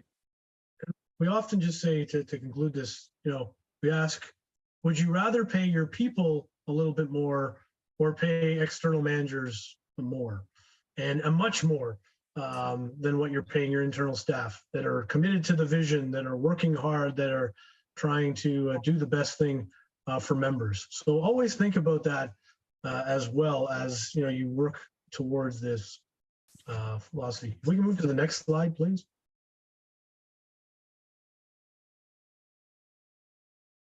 Perfect. Very quickly, it was asked again at the June meeting to provide a little bit more information on both attraction and attrition data within the staff, and we'll specifically focus on the investment management team and then on the executive staff. But when you look at this pie chart, and this is over the last 4 years, so relatively recent numbers, well, yes, 33% have retired. The largest segment of talent in the investment management piece have moved to the private sector. So 41%. You have another 7% that move to other public pensions or public agencies, what have you, and then 4% going to CalSTRS. And so what you can say is the lion's share of those that again aren't retiring are moving towards the private sector. So this just enforces that you're losing people to the private sector. It should make up some portion of potentially what that peer group looks like. You move to the next slide, please. On the attraction side, what's great is you've had a lot of lateral or promotional people internally that have moved into different positions, which is great because that means that you're encouraging people to stay within CalPERS, have a long career within the fund. But again, for those that have left, those that you've brought in from the outside of CalPERS, again, the lion's share being recruited from the private sector, and then a smaller portion coming from, again, other public pension funds and as well from CalSTRS. So just interesting when you look at the data to see, where you're acquiring that talent from. If we can move to the next slide. Peter, Arena had indicated that she has a question. Oh, I was going to wait till the end, but yeah, we can address it now too. Wait. Let's, I got Lisa also, so let's do the end of the session, then Lisa, and then Arena. Sorry, Madam Chair. There's only one slide left, I believe, or a couple of slides. So next slide, please. Perfect. And then on the executive team, it was definitely shared with us that you haven't had retention issues. So you haven't really had a lot of attrition at the executive team level. But when you look at the current team and where you brought them in from, 50% came from government agencies. These were either state or federal agencies. 17%, so one of the 6, which was Marcy, came from another pension fund. And then 33% came from the private sector. And this is where you brought them in from. And while you haven't had necessarily any attrition issues, and that's a great thing and obviously a positive, the worst thing that we'd want to have happen is to say, oh, well, we don't have a problem. So, it's okay. We're paying people fine and we shouldn't make any adjustments.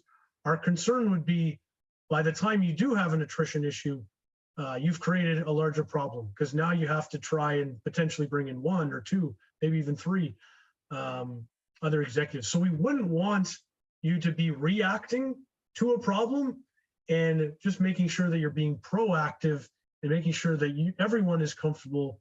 This is the peer group for this team of talent. This is what the data shows, whatever that agreed upon peer group is. And, this is what we want to do to align with our principles and with our philosophy. So I just encourage the board to always be thinking proactively to avoid having to react to an attrition problem in the future. If we can move to the next slide, please. So coming out of all this, looking at the attraction and attrition data, also looking at what we heard coming out of the interviews, this is GGA's recommendation, and this of course is why we want to open this up to additional discussion amongst the group, because we know a lot of you probably have pretty strong views in one way or the other. But on the investment professional side, so the investment team, we think there's justification to do a blended peer group that is 2/3 weighted on other leading public pension funds, similar to the list that I shared with you earlier, and then 1/3 from other private sector organizations. And that would include endowments, insurance companies, what have you. And then for the non-investment positions, definitely incorporating a weighting on the public sector agencies, because you are attracting talent from that pool as well. So it would be an equal sort of 1/3 weighting on other public funds, 1/3 weighting on public sector agencies out in California, and then 1/3 weighting still on the private sector as well. And we think there's great justification for doing that. And so with that, if we move to the next slide, it's really just a question then for the group. What should the peer groups be comprised of? And so I'll open it up there, and obviously there's some questions that people have. So. Yeah, thank you, Peter. Thanks, Brad. Lisa Middleton, go ahead. All right. Thank you, Madam President. Actually, now a couple of comments. The first one fairly quick. If we go back to the last slide, I'm very comfortable with these recommendations as to what our blended group should be, and recommend we move forward with that. I'd like to move back to, I think it's slide 32 or 33, where we're talking about bringing more of the work in-house. Yeah, this one. And clearly, this is something that I believe all of the board overwhelmingly wants us to do.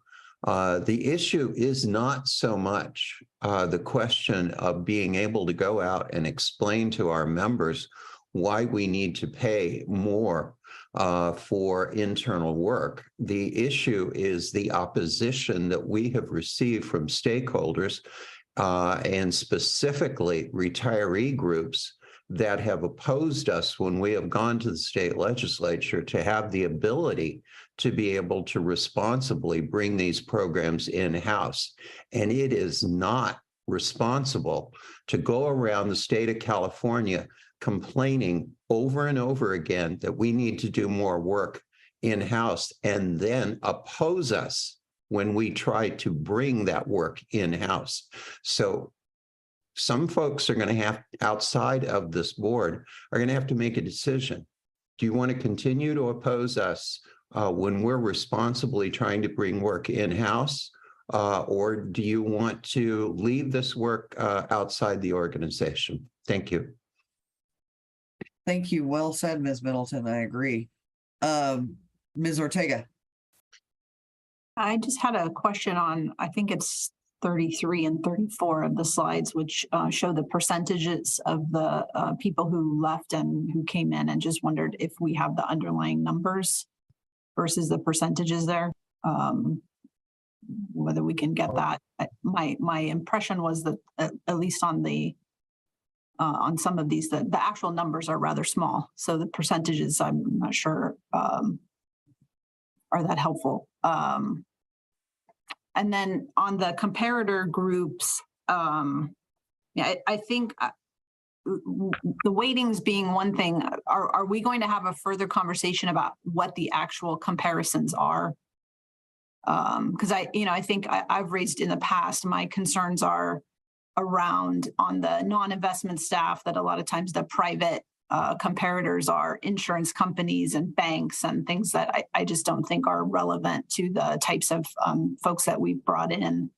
And then also just looking at the pension versus kind of on the who we've brought in, the government category was the largest, but look, so I absolutely support comparing to other public pensions in North America, but I'm unclear to what extent that's bringing in Canadian funds in terms of comparators for our chief counsel, our chief operating officer, those kind of positions where I'm not sure that that is also the best comparison.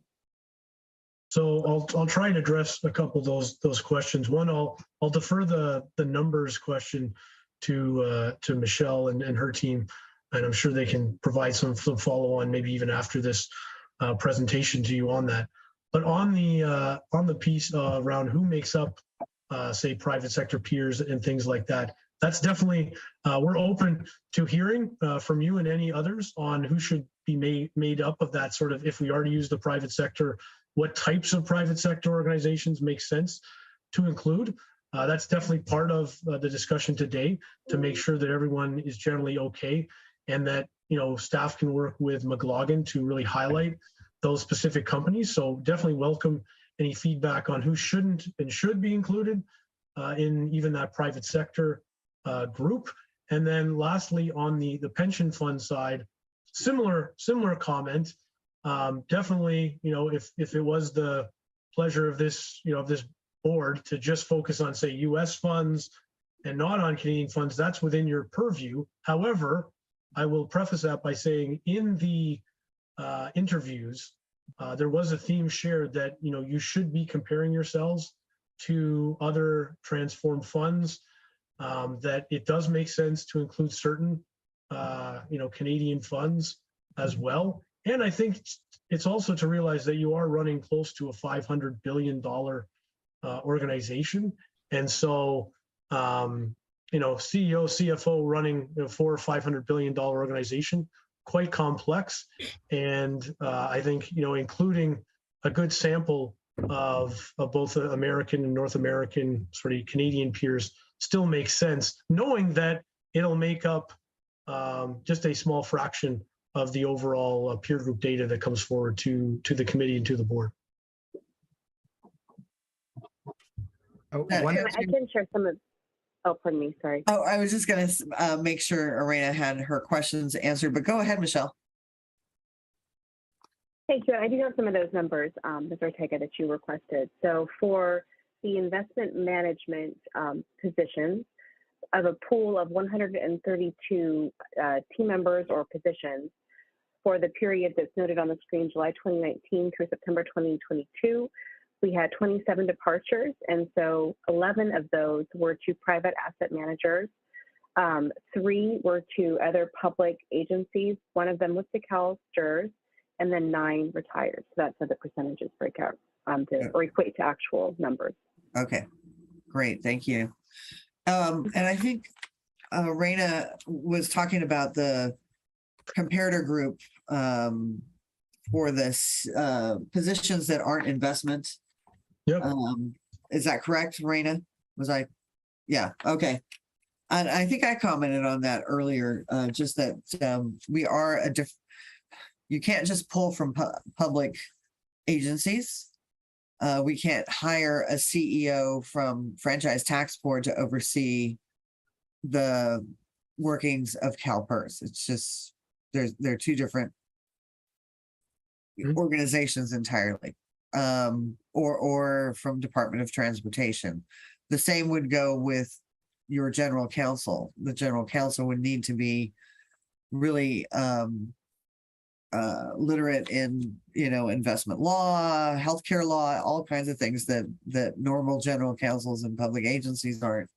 So I think looking at comparator groups outside of even outside of pension funds is probably a place we're going to have to go, because we would be looking for people with experiences that our public agencies and possibly some pension funds don't offer. So that's my thought on that. Madam Chair, if I could add to that, please. Sure.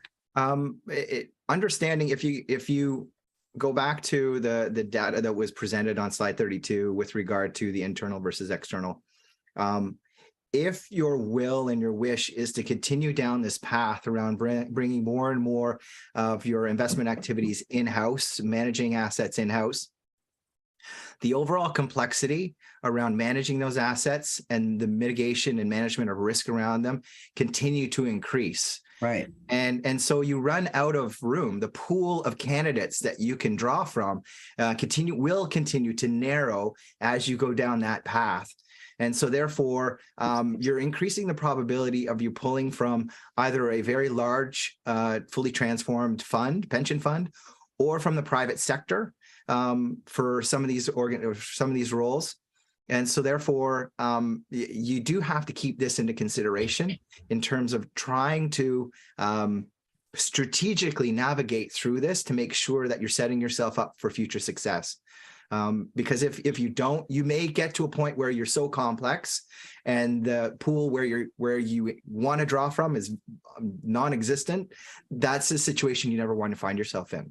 Absolutely. And I will say, as we heard in our November meeting, I do know that our new CIO is really looking to bring this talent in-house. Having spoken to her as well, she really wants to do knowledge transfer from outside folks to our in-house folks so that we can transform our offices.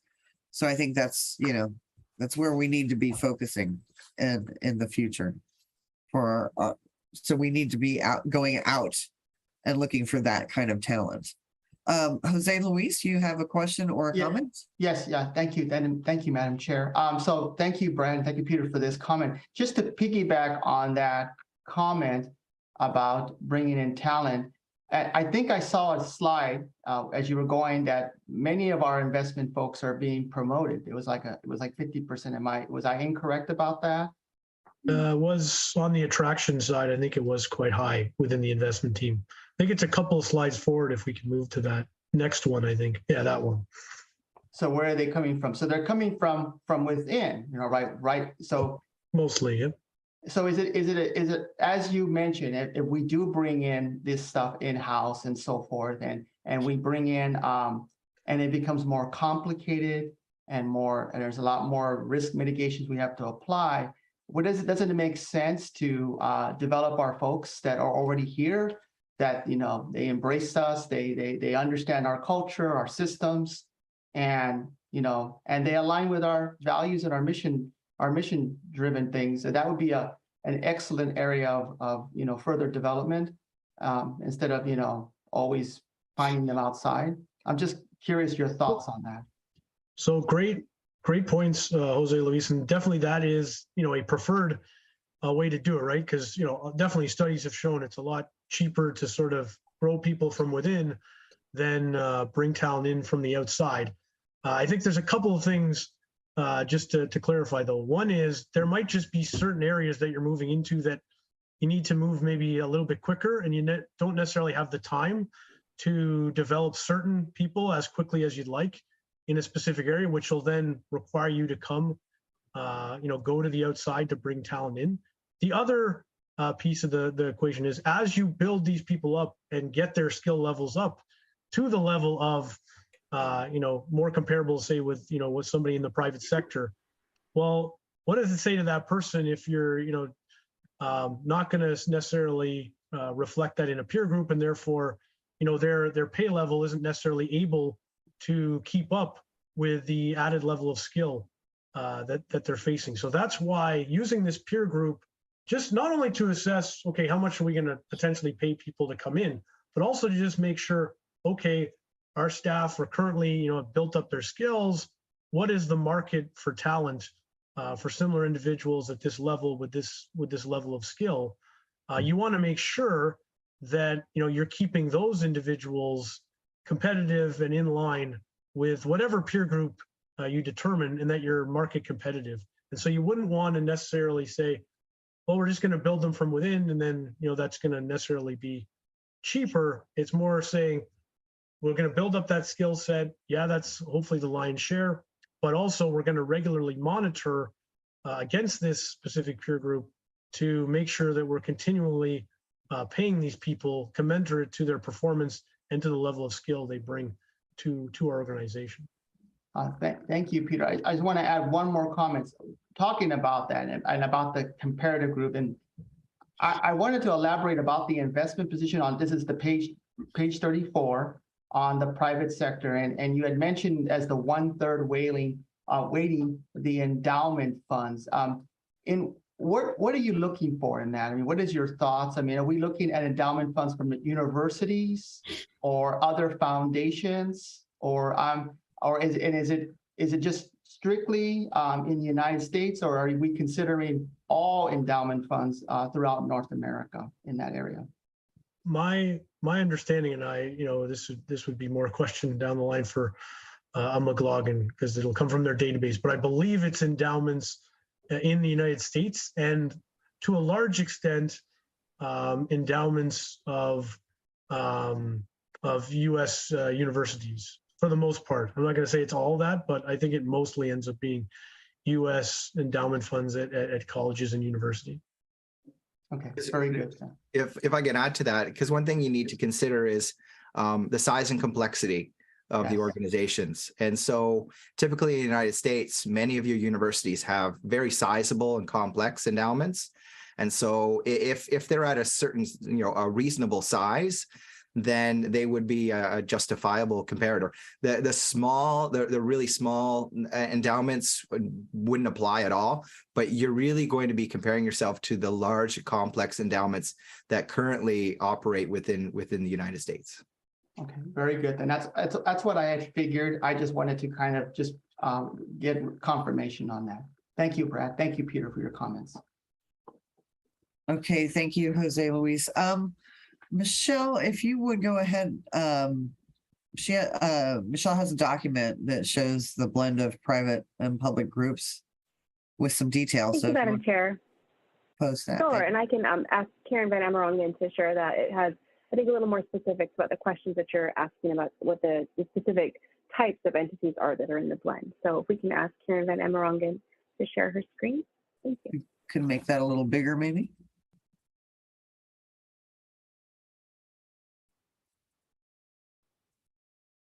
There we go. Thanks, Karen. And Karen, maybe scroll down a bit so we can see the blend for the executive management positions. This sort of describes leading U.S. public funds, leading Canadian public funds, select California-based agencies, and then banks and insurance companies. And then for the investment management positions, you'll see the descriptor there, which is large and complex institutional investors, and then some private sector asset management organizations of comparable size. And when we if you approve this blend, what we do is we work with McLaughlin to determine which individual entities are appropriate to be placed in there. So for example, you might choose to have organic fruits and conventional vegetables, and then they'll pick if you get like a banana or an apple kind of a thing. So that's, I think, the simplest way to describe that. And Karen and I are happy to take any questions on this, or of course, GGA can as well. Okay, and it looks like I like the bit makeup. So the banks and insurance agent companies are something to be who that participant is to be determined, right? Like what banks and what insurance companies? That's correct. That's part of McLaughlин's work that they do, is they determine what is an appropriate or reasonable comparator within that type of group. Okay. And that's what when we say private sector in our recommendation, that's essentially who we're referring to. Is right now you're using banks and insurance companies in determining that level. So I think circling back on Arena's point, happy to get feedback from her on, I think she has said she's a little uncomfortable with banks and insurance companies. Is there any other types of private sector organizations that you would say, yeah, you know what, that is more comparable to what we're doing here, that would make more sense than a bank and insurance company? Arena, I don't know if you heard the question. Yeah, I mean, I heard the question. I think that the issue is the actual entities that get used are, as I understand it, proprietary to McLaughlin. We don't get information about that. So we say banks and insurance companies, they put who they want in there.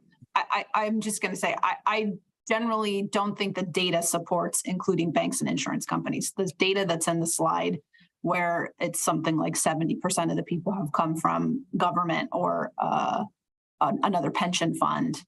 I just don't think it's realistic that we're hiring people who work on mergers and acquisitions to be the chief counsel at CalPERS. So I think that for the executive management positions, it should be much more focused on where we actually get people from. And while the point may be true that we're not getting them from the average State Department, many of the folks have come from state service. They have come from other, they come from other pension funds within the state. I certainly think the other very large pensions in California are an absolute legitimate comparator. Los Angeles, San Francisco, the other large public pension funds. So to me, those are much better comparators than a multinational bank or insurance company. So Arena, building off of that, and I appreciate that, if we were to look at this and say that there is justification for some sort of private sector element, would you be okay with a prescriptive methodology where we have an equal weighting of 1/3, 1/3, 1/3, and that way whoever is in that private sector is really only 1/3 of the weighting, and the lion's share of the weighting will be on public pensions and public agencies. And that way it's just recognized within there, but prescriptively, so that there's clarity on the overall construct of the peer group. It's not just a general blend. It's only 1/3 of the weighting is attributed towards that private sector segment. We're relatively small, like it could be even like, is it 20 or 25%? So it makes up like a smaller percentage of it. Is that something that you could, generally, support? Could you go back to the slide that has where I think it's like 35, maybe 36? Were there recommendations? No, where the executive talent. it shows where people have come from. Yep. Next slide. Yeah. The executive one. There we go.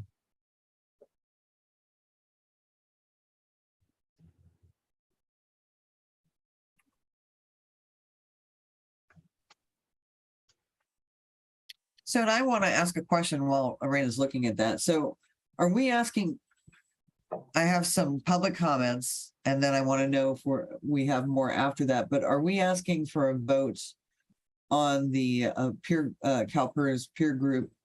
1/3, 1/3, 1/3, and 2/3 and 1/3 weightings? Are we voting on that? Do you guys want, or just a recommendation, overall recommendation from the board? This is one of the key elements that we're hoping to get, key directions we're hoping to get from your board. So we would appreciate some clarity on this in terms of not just the elements that are included, but also the proportionality, if that's the board's wish. That will allow us to get the right data from Galagan and help Marcy move with her team to make appropriate adjustments so that we're not in a position where we've lagged so far that we now have a flight risk that you don't want to be in. I'll defer on whether you need to do a vote to someone on staff. I'm not sure if you need a vote or not, but we would like to have some direction so that staff can definitely move forward on working to show different data. And maybe it is looking at it with different mixes. So to Arena's point and concern about having too much weighting on private sector, maybe it is showing, something with 33% and maybe with 20% or something like that. Well, Peter, let me say that I don't know. It sounded like the rest of the board was okay with this. I understand Arena's feelings about this. I think if we're still going to bring it back for discussion. So it's not a done deal by any means. So I'm thinking that based on, other board members weighing in before and just recently, I'm thinking that we could go ahead and do board or committee recommendation or board recommendation that we move forward with the CalPERS peer group as outlined on slide 34. And I will say that the 1/3 on non-investment positions, the 1/3 weighting on private sector organizations seems to be fine because you're giving 2/3 weighting to public sector. But also, it looks like we did get people from private sector in our executive office. We got 33% of our folks came from private sector. Michelle is saying we do need a vote. So before we vote, however, I do have public comments. So let's go ahead to Christina, if you want to get David Takar, or David, can you hear me? Yes, Madam President. Just a point of order. Both of the public comments are designated for the item number 3, the general public comment at the end. Just wanted to point that out before we brought them on the line, but I'll wait your pleasure on that. Okay, I'm sorry. I only understood one of them to be at item 3 of the agenda. We can wait then. I also want to be clear. We're not done here yet, right? Do we still have more, Peter? Yes, we do. Okay. So, and we're going to have to take a break. So we're 2 hours in, so we're going to have to take a break. So if we're going to hold off on public comment till the end, and Michelle is saying that we need to take a vote on the direction for the CalPERS peer group blended group. Yes, Madam Chair, and that will allow us to work with McLaughlin to pull the data, and then it will come before you again for further action in spring. Okay, and I think the data is just good to have in general. Do I have a motion on the floor? I motion Jose Luis Pacheco. Okay, Jose, do I have a second? Mr. Miller, okay, so motion to take the recommendation from GGA was made by Jose Luis, seconded by Mr. Miller. We need a roll call vote for this. Rob Beckner. Aye. Catherine Asprey for Fiona Ma. Aye. Lisa Middleton. Aye. David Miller. Aye. Arena Ortega. No. Jose Luis Pacheco. Aye. Ramon Rubalcaba. Aye. Melissa Willett. Aye. Dr. Gail Willis. excused? Lynn Paquin for Betty Yee. Aye. All right, it looks like motion carries. And with that, let's take a 15 for everybody to have a moment since we've been sitting here for 2 hours and then get back to it. And let's see, it's 11:23, let's say 11:25 at 11:40. Let's be back here. Madam Chair or Madam Yes. President, can I just confirm that that vote was to accept the GGA recommendation on slide 36 for the CalPERS peer groups as being 2/3 public pension funds waiting for the investment positions, 1/3 private sector, and then for the non-investment, 1/3 public pension, 1/3 public, 1/3 private sector, Correct. as noted on the slide. Okay. As Thank you. noted Just on wanted the to slide, confirm. and we appreciate that, and we will look forward to the information. Thank you. All right. And see everybody back at 11:40.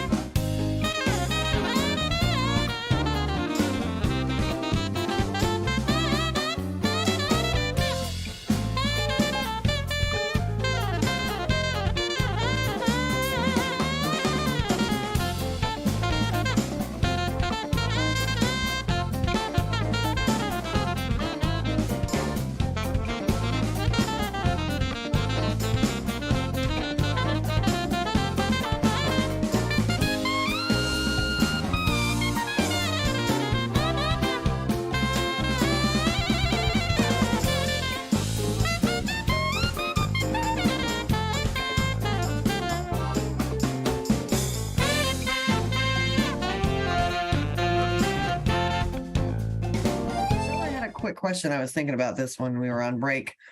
I think somebody talked about the fact that once it goes over to McLaughlin for us to get the data, then we never find out who the data is from. Is there a way we can know that? Or is that just a blind data that we don't know? They have a proprietary blend. So not the private groups we aren't able to find out, but I think they do share the public groups. Is that right, Karen? I think there's some non-disclosure agreements that they sign. Yes, the public groups are usually presented within the slide decks, but the private groups, they do have NDAs, and so they're not allowed to share those, but they do pick them out just appropriately aligned in terms like what Brad and Peter can really talk to this more in terms of sizes and complexity in that. Okay, so they can at least not, so they can't tell us even who they used. So. Correct. Okay. And Brad, if you want to go into that in a second, what I do want to make sure is that in the public group, they're not skipping over covered California for the positions we were talking about earlier, or for the position we were talking about earlier, because that's a different entity than most public agencies and more comparable to what Mr. Molds does. So I just want to make sure that that's in their group of. Go ahead, Brad. Go ahead, Brad. Madam Chair, basically, it's our understanding that that position was so unique that McLaughlin really couldn't provide, really a definitive peer group for it. And so basically, we worked with Michelle and her team to try and come up with reasonable comparators, which would include CalHR, but it's so unique that an organization like McLaughlin normally wouldn't have data around this position. So again, it'll require a unique approach, but we can make sure that we get something that's fair and defensible at the very least. Okay, and Michelle, I don't know who you would think of, but maybe I don't know, but covered Cal for sure. But because the position is so different, you can't even look at an insurance person, a health insurance person. It's just a different position altogether. So, but yeah, let us know who you finally decide on for the comparators for that kind of position. Absolutely, we can, Ms. Taylor. And I think we shared that. I think we looked at that last spring, so we'll look again. But Covered California was certainly amongst the groups that we looked at. So okay. We'll clarify that. And those will be in the slide deck. We'll make sure that's included when the data and the recommendation comes forward. Okay. Okay, and I just got a message. Okay, never mind. We can move on. Excellent. So if we can ask that for the slide 38 to be put up, please.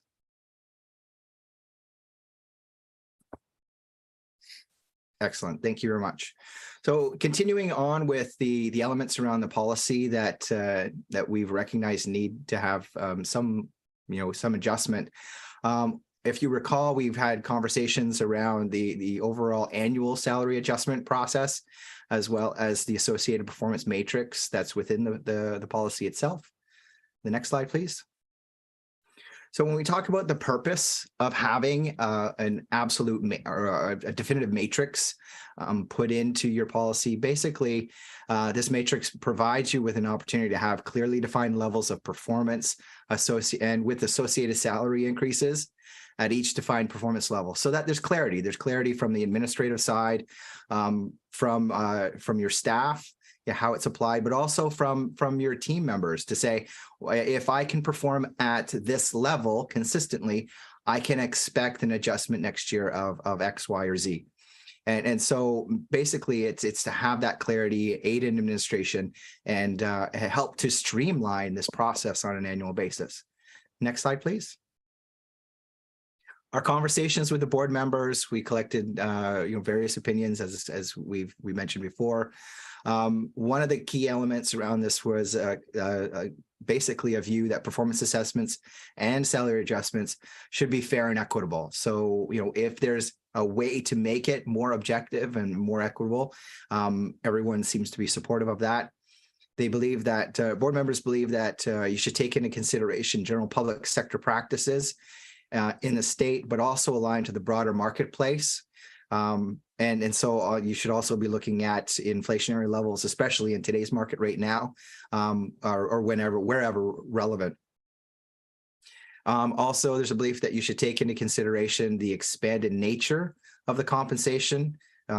This would include things like incentive opportunities that not everyone within CalPERS has an opportunity to receive, to make sure that the employees covered under this policy are treated the way they should be. And this is namely, again, to remind you, investment professionals and senior non-investment executives. That is who we're talking about here in the policy. Next slide.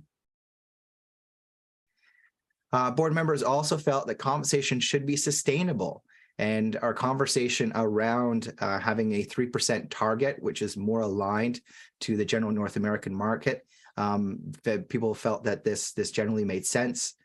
There was also a belief that, or a thought that at-risk incentive pay should be more of the focus, and this was a really good conversation we had with many of you around the perception of incentives and the impact that those incentives should have on your annual take-home pay. And that these annual adjustments really, if these incentives really worked and if performance was really achieved and rewards were granted, then no one they wouldn't care, but they would place less emphasis on the annual adjustment and put more of their focus and attention on the attainment of the performance objectives, goals, what have you, on an annual basis, or even on a multi-year basis, especially when you're looking at the investment activities. There's also a view that accountability needs to be strengthened. If the performance aspect is to be enhanced within your organization, then accountability needs to be strengthened simultaneously. There's a belief that performance should reflect actual performance over the course of the entire performance period. Not everyone can be exceptional, and this is hard for managers. As a manager, you want to give everyone an outstanding because it makes everyone happy. As I probably mentioned to you before, we've had some clients who have said, can I make that announcement before Christmas? Because it makes them sound like Santa. And that's a horrible way to approach this. It really needs to be based on an objective basis. And not all the decisions are popular. But as we all understand, that is leadership. And that is something that managers need to actually accept.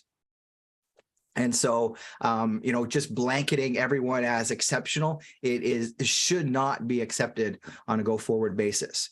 Not saying that it's happening now, but I'm saying that it's a practice that should be deterred, so that there is a fair distribution of performance. You can be a high-performing organization, but not everyone's a super high performer within a high-performing organization. There's still a relative performance within that organization, and that's what CalSTRS needs, or CalPERS needs to really focus on in terms of that proper stratification of performance within the organization.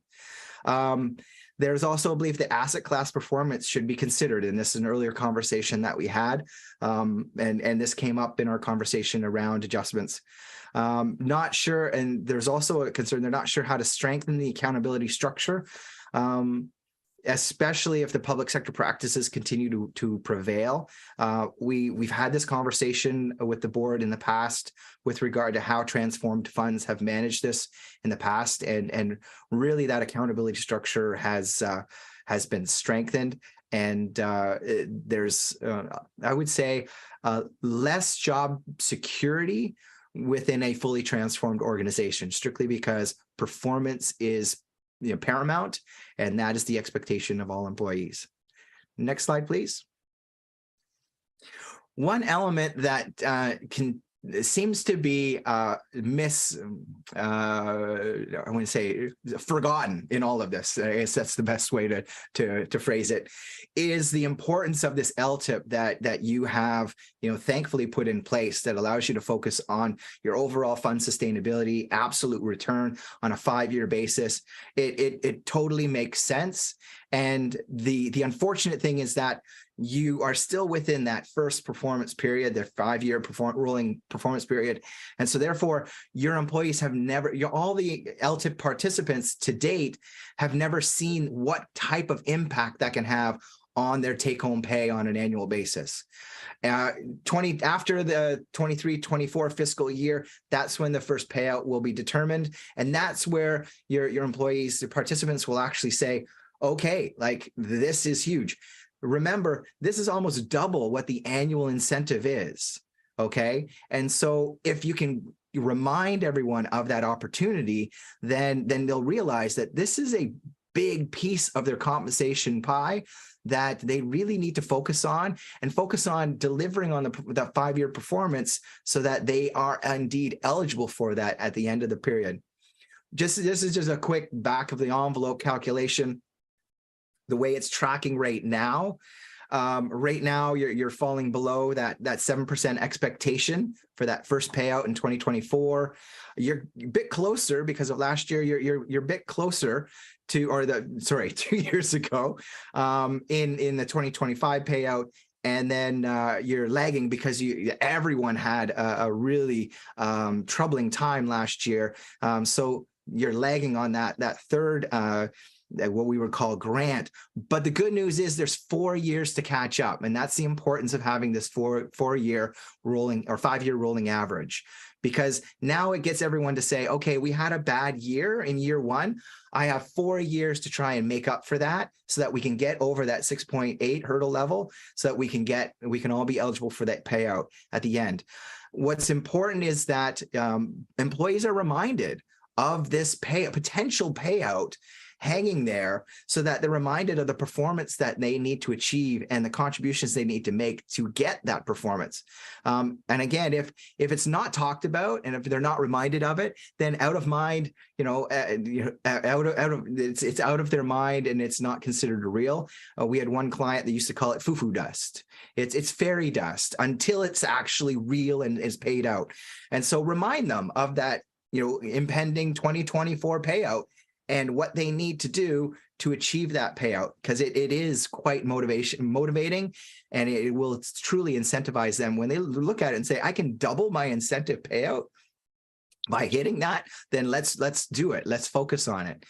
There's 2 more fiscal years to finish up here to get into that first payout. So there's still room. And I think that's the encouragement that needs to be communicated to your employees or to your team members. Sorry, I want to make sure I'm using the right verbiage. Next slide, please. In terms of typical salary adjustments, we mentioned this, we had this conversation in the past, reminding you that a recent survey that was done through the pandemic where everyone was realizing this mass resignation, that the expected adjustments for this fiscal year, 2022, was expected to increase to 3%. Typically, it's 3% or lower.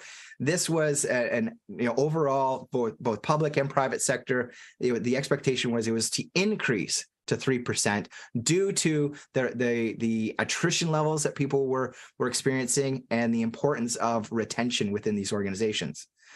The typical assessment distributions normally has most of their employees landing at target. The overwhelming majority should be right there at target, and then you should have a nice distribution above and below. We provided that table there. You've seen it before. Typically, you should have about 60 to 70% of your employees hitting target. And then the cream of the crop will rise roughly about 25 to 30%. Could be recognized as high performers within your organization. And then that low performing group, 5 to 10%, that's a group that you really want to monitor, because if they're hitting that performance level multiple years, then there's a question of, are they really the right person to be in your organization? Tough conversations to have, but this is the whole reason why we have realistic assessments of people, so that you can have those conversations and make sure that you're getting the performance you need out of your team members. Next slide. Our recommendation, as we presented it before, currently the policy has 4 levels, spanning from 0% from does not fully meet all the way up to 7% at outstanding. We want to bring you more towards that target, that 3%, So our recommendation is that you further stratify the performance elements to a 5-tiered structure. Does not meet, again, being a zero adjustment, and then questionably whether or not they should be staying in your organization, and then up to a 5% at exceptional. That would have a nice target at 3%, which is generally market level. And I know that this doesn't line up, and Peter and I, we've had numerous conversations with all of you about this. We know that this doesn't line up to the normal adjustments that take place with the greater public sector within the state of California. But we want to remind everyone that this policy solely pertains to your team members that are incentive eligible, which is not the overwhelming lion's share of the public sector within the state of California. So we think that this is a more sustainable way of managing compensation. And to go back to the comments of the board, we want there to be more of a focus on the incentive opportunities, both in the short term and long term, so that there's a focus on achieving those objectives, getting that performance, getting the returns for your fund, for your members, for the sustainability of CalPERS, so that you can achieve your objectives. And we feel that larger stratification and having the lion's share around that 3% fully meets will actually help you to do that. Next slide, please.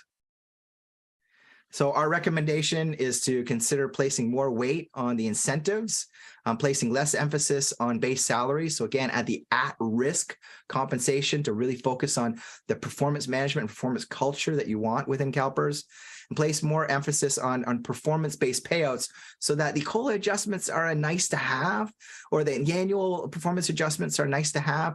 But really what everyone wants to focus on is the big payouts, which is, I want to achieve great returns, a good performance for our fund, so that I can be rewarded through these two incentives that are put before me. We would also recommend that you send out LTIP payout tracking or projection report to everyone, to remind everyone, hey, 2024 is coming, and this is what you need to achieve collectively for us to all get paid out. So let's all focus on achieving this. It help reinforce the perceived LTIP value, again, so that it's not considered foo-foo dust. That's a real aspect of that compensation program. And then we think that by doing that, that will, again, strengthen that retention value of the incentive program, so that people will say, wow, like, I can't leave this on the table. I've been here for the last 3 years working towards this LTIP payout. I have to stay. I have to stay because I could be eligible for a nice payout in 2024. And that's the way these things should be designed. That's the way they are designed. And again, we think that you're in a good standing to actually make that happen. So that being said, we'll now bring it up to board conversation here. Can I get the next slide, please? So in terms of our proposed matrix, do you feel that the further stratification and distribution from 0 to 5% with a 3% target makes sense? Do you think that it should be more aligned with the historic practice? I'd like to hear your views and opinions on this. Not seeing anybody yet, but I'll kick it off with, I don't have a problem with the going from 0 to 5% instead of, what was it, 0 to 7%. People will say in this day and age that that doesn't even cover inflation, but nobody's, I don't think that these folks' base pay should cover inflation. They're getting other performance matrices. But I also really like the idea of if performance warrants that the LTIP and the annual is more of the weight. And then I really thought a really good idea was sending out the tracking projection reports. I thought that was a really good idea. Gar might not like us, but yeah, that's the. I know. I know I'm creating more work for everyone else. But I like the idea. It actually gives them an idea. Okay, well, this is what happened this year, but last year this was this, and here's 2024's estimate for you guys. I thought that was a really good idea. And I think if we're doing it appropriately, we should be getting to where we want to get to retain employees, I hope. I have a comment from Ms. Willett. Melissa?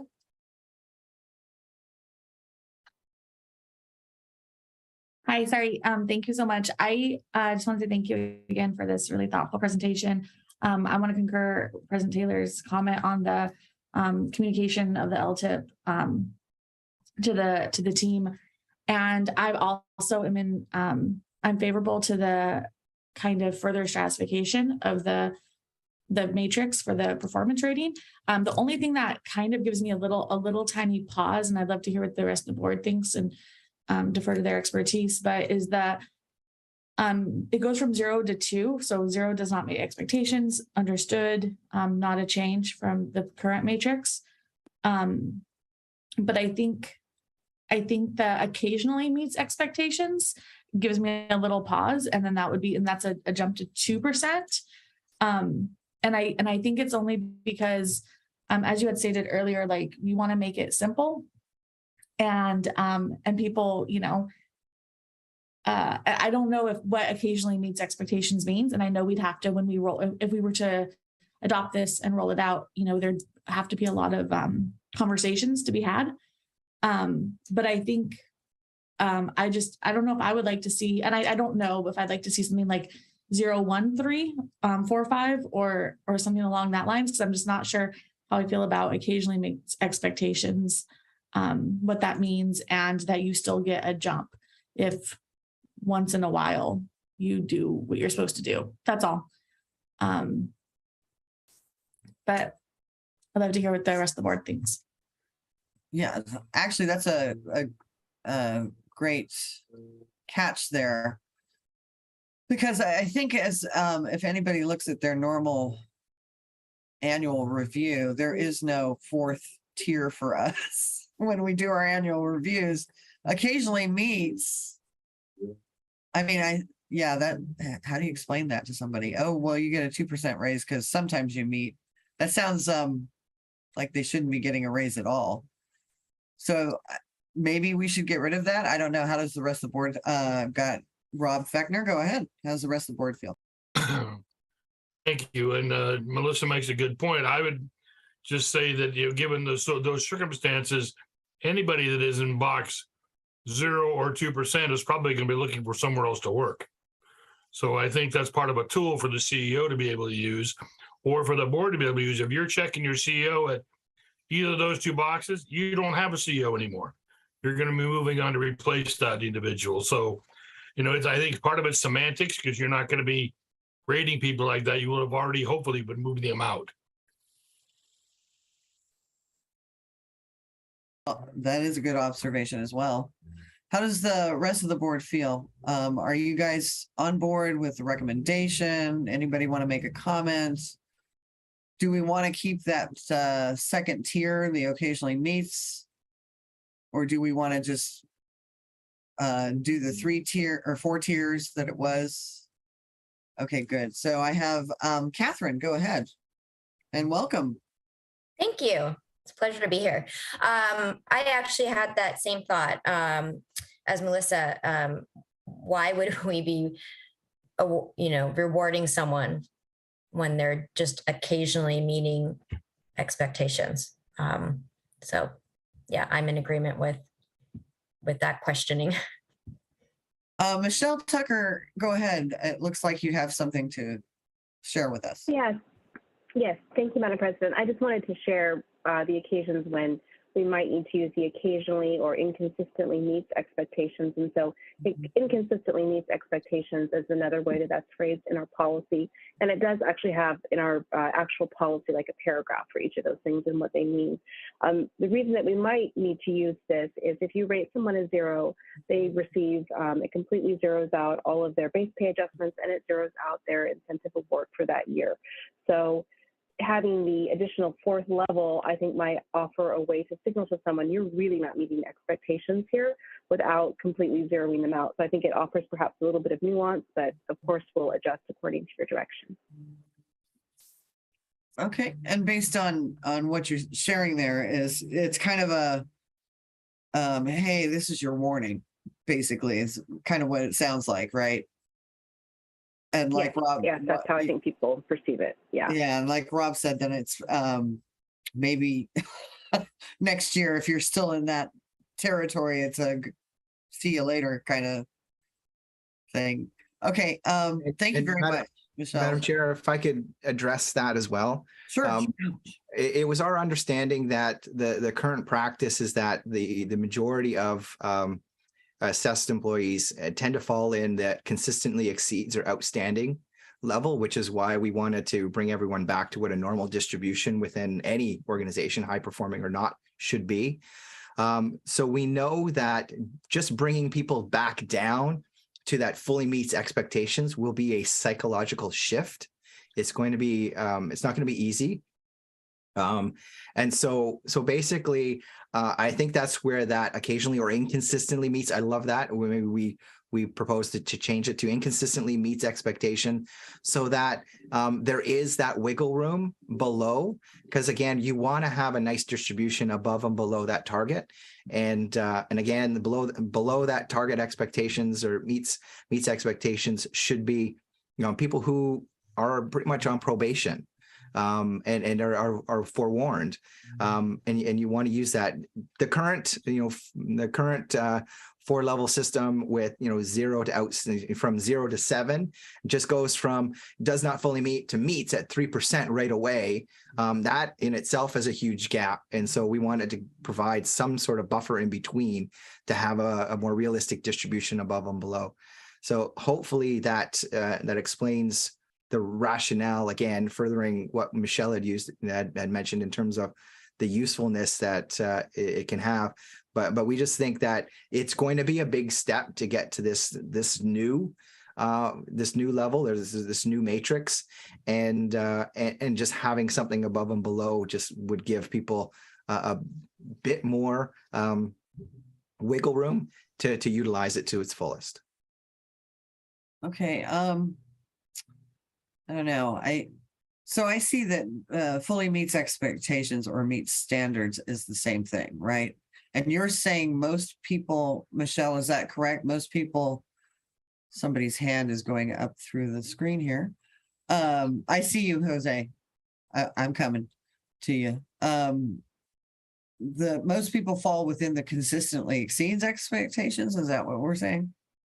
Our understanding is that in prior years, managers felt that they needed to allow everyone to feel that they were, or the majority of their team members to be evaluated at that above that meet standard level. So either at the 5 or 7% level. And so again, we want to ratchet this back to something a bit more sustainable, especially with the staff or the team members that have access or have eligibility for short-term and long-term incentives.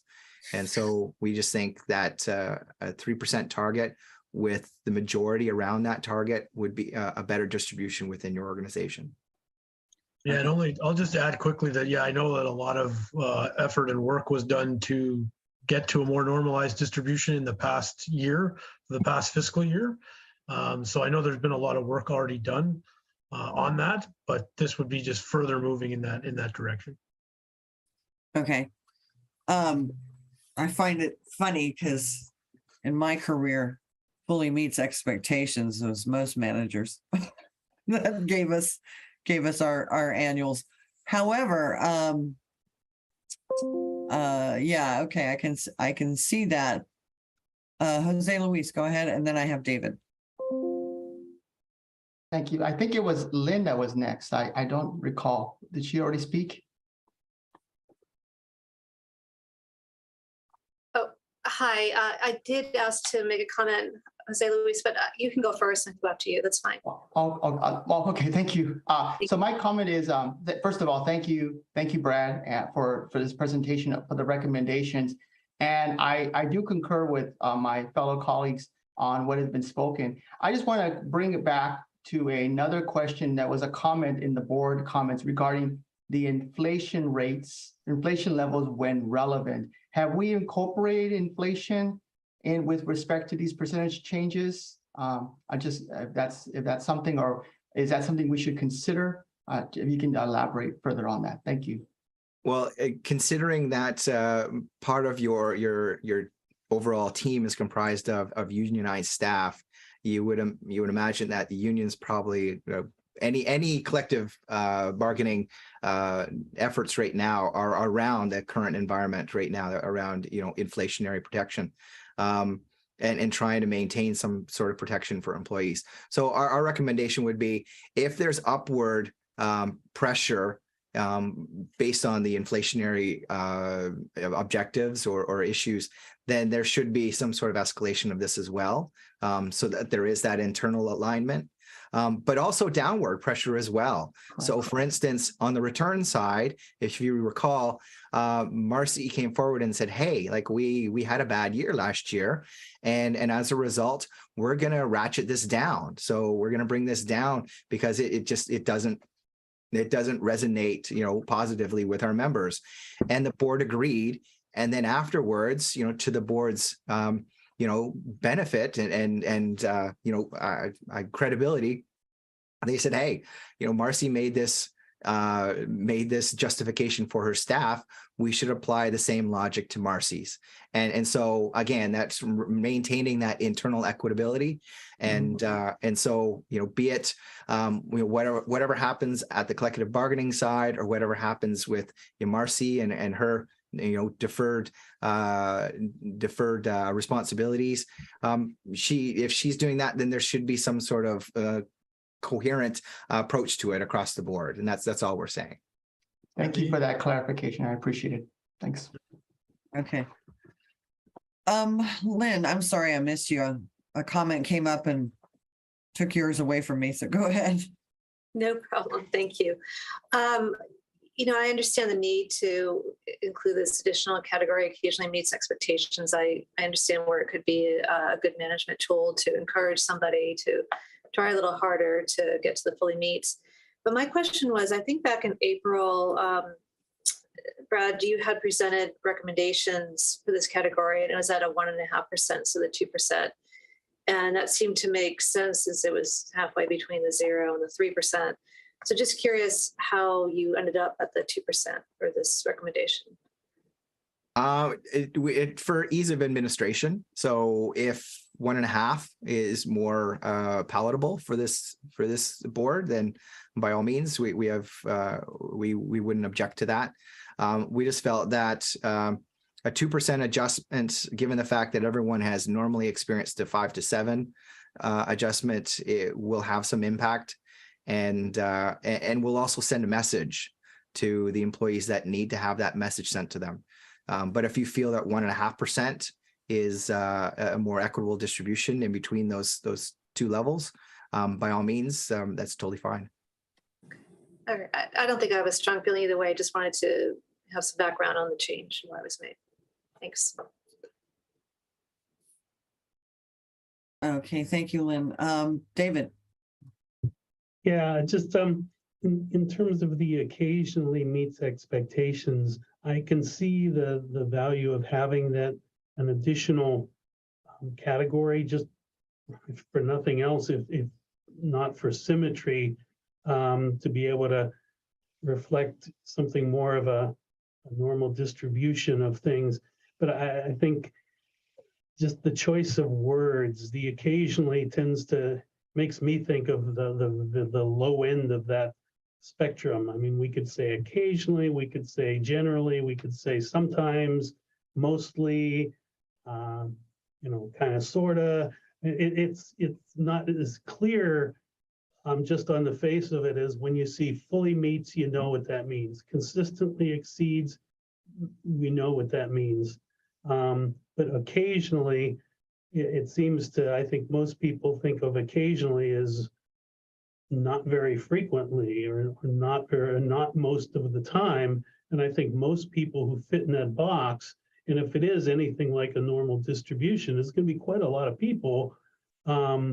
Most of the time, they're going to be meeting expectations, or they're going to be, down in the next box pretty quickly because they're not meeting the overall expectation. to meet expectations on specific assignments and activities and details. So I think just maybe we might think about which word is best versus occasionally, whether it's generally or substantially or mostly or something other than, occasionally or rarely or infrequently, or which is kind of the other end of the shade of meaning there. So. Maybe mostly meets. Or even I like Michelle's reference earlier to inconsistently, because then that provides some continuity above and below that target meets. So you're either, consistently exceeding or you're inconsistently meeting. I think that addresses your concern, David. If I'm not doing that, please let me know. But I think the change of occasionally to inconsistently might be a good way to really focus this. David? Up, I see. That's a good sign. Did you agree, David? Oh, okay, cool. I didn't see, sorry. Does that get captured in the minutes? The thumbs up? He agreed. No, that's a thumbs up. I think inconsistently covers all the bases in that box. There's quite a range of possibilities there. Okay, and then I have one more comment. Oh, no, wait, hold on. Things moved along quite quickly. Melissa, you're up. Thank you. I just want to say, I appreciate the conversation and it gives me a lot more clarity. And I really do understand better. And I did like the adding the additional one. I wasn't 100% sure, and I'm not tied to any percentage specifically. I do think though, just for this, I guess, wordsmithing, and it seemed like, the board's kind of more prefers the inconsistently meets expectations. I actually think that's where we have to, I guess, decide, right? Is that, are we talking about somebody who inconsistently, is that as a management tool, someone who's inconsistently, I think, again, that's still a little subjective, or somebody who mostly meets the expectations. And I think if we were going to go with mostly, meaning inconsistently meets the expectations, I'd be happy with keeping it at the 2%. I think if we're saying inconsistently, I think my mind starts going to, that's the same as occasionally, and it's just more rare than not, or it's a 50-50, right?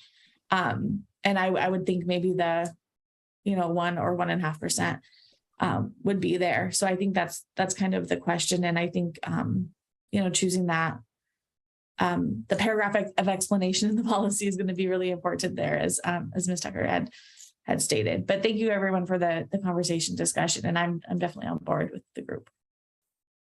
And I will just ask a quick question myself. Somebody said that that's 2%, the occasionally meets or whatever we decide on, right? Inconsistently or mostly is, I think, Brad, you might have said it, for people on probation. If they're on probation, they're not getting a raise yet until they can, because then they're. I mean, if you were to hit that level of performance, you can be forewarned that you're most likely on a probationary period because your performance warrants that you may have to leave. I see what you're saying. That's what I mean. I don't mean early on. I mean, at any point within their tenure within your organization, if they hit that level, that's an indication that they're underperforming. And as we would say in Canada, the ice underneath their feet is getting, substantially thinner. Okay. So how does the board feel? I don't know. David, you haven't taken your hand down. We've got mostly, we've got occasionally, and we've got inconsistently. So we decided against occasionally. I got 2 agrees to the inconsistently, and Melissa and I both said mostly, because I think that gives me more of a, but I see I think I see your thought process here, Brad. If you put mostly, and then you're telling them, well, no, you're on thin ice, then that gives them a different, so I'm thinking maybe inconsistently might work better at that point. I don't know, Melissa, do you agree? Yeah, thank you. I agree. I think you clarified, like, it depends on how we want to, do we want to reward somebody who's doing something right some of the time, or do we want to warn them that they're not doing it right enough of the time, right? And that's kind of the idea as a management tool. Where are we leaning? And I'm happy to use it in the way of inconsistently and warning them that they're not doing it correctly enough of the time. I think that's the right. I get it. Yeah. Gets confusing. It's Okay. nice. I have a. Go ahead, Jose. Yes, thank you. Thank you, Madam Chair. And thank you, Ms. Willett, for that comment. I really, as you were speaking, Melissa, about this, you mentioned the word rarely. And I don't know if that's something we could also consider as well, but I'm just curious how you mentioned the word rarely meets. Rarely is worse than, to me, rarely is worse than occasionally. Yeah. I would argue that rarely does not meet. Yeah. Okay. All right, then we'll drop that then. Thank you. Okay, so we do have to take a vote here, but I do have public comments. So I think we've excuse me. It's so cold in my house. And we agreed on the inconsistently for level 2, right? So that can be changed to that, and then we'll take a vote. But I do have public comment first. And then at the end of the session, then we have 2 other public commenters. Anybody else want to make a comment? Board wise, I mean. Hello. Oh, well, public comment, go ahead. Thank you, Madam President. I have JJ Jelencic. Go ahead, JJ. Hi, this is JJ, beneficiaries, addressing my fiduciaries. The management and control of the system is vested in the board, Government Code Section 20120. It's not clear why this item was done so hastily and under the radar. The board and its committees met November 14, 15, and 16. This meeting was not discussed, at least in open session. The evening of the 17th, the board notice was prepared and posted on the 18th. Agenda item 2A was prepared on November 21st and amended on the 22nd. Attachment 1 was also created those same dates. I acknowledge that in September at the Perf and Comp Committee, Doug Hoffner said there would be a workshop in November, but the system chose not to include it in the November meeting notices.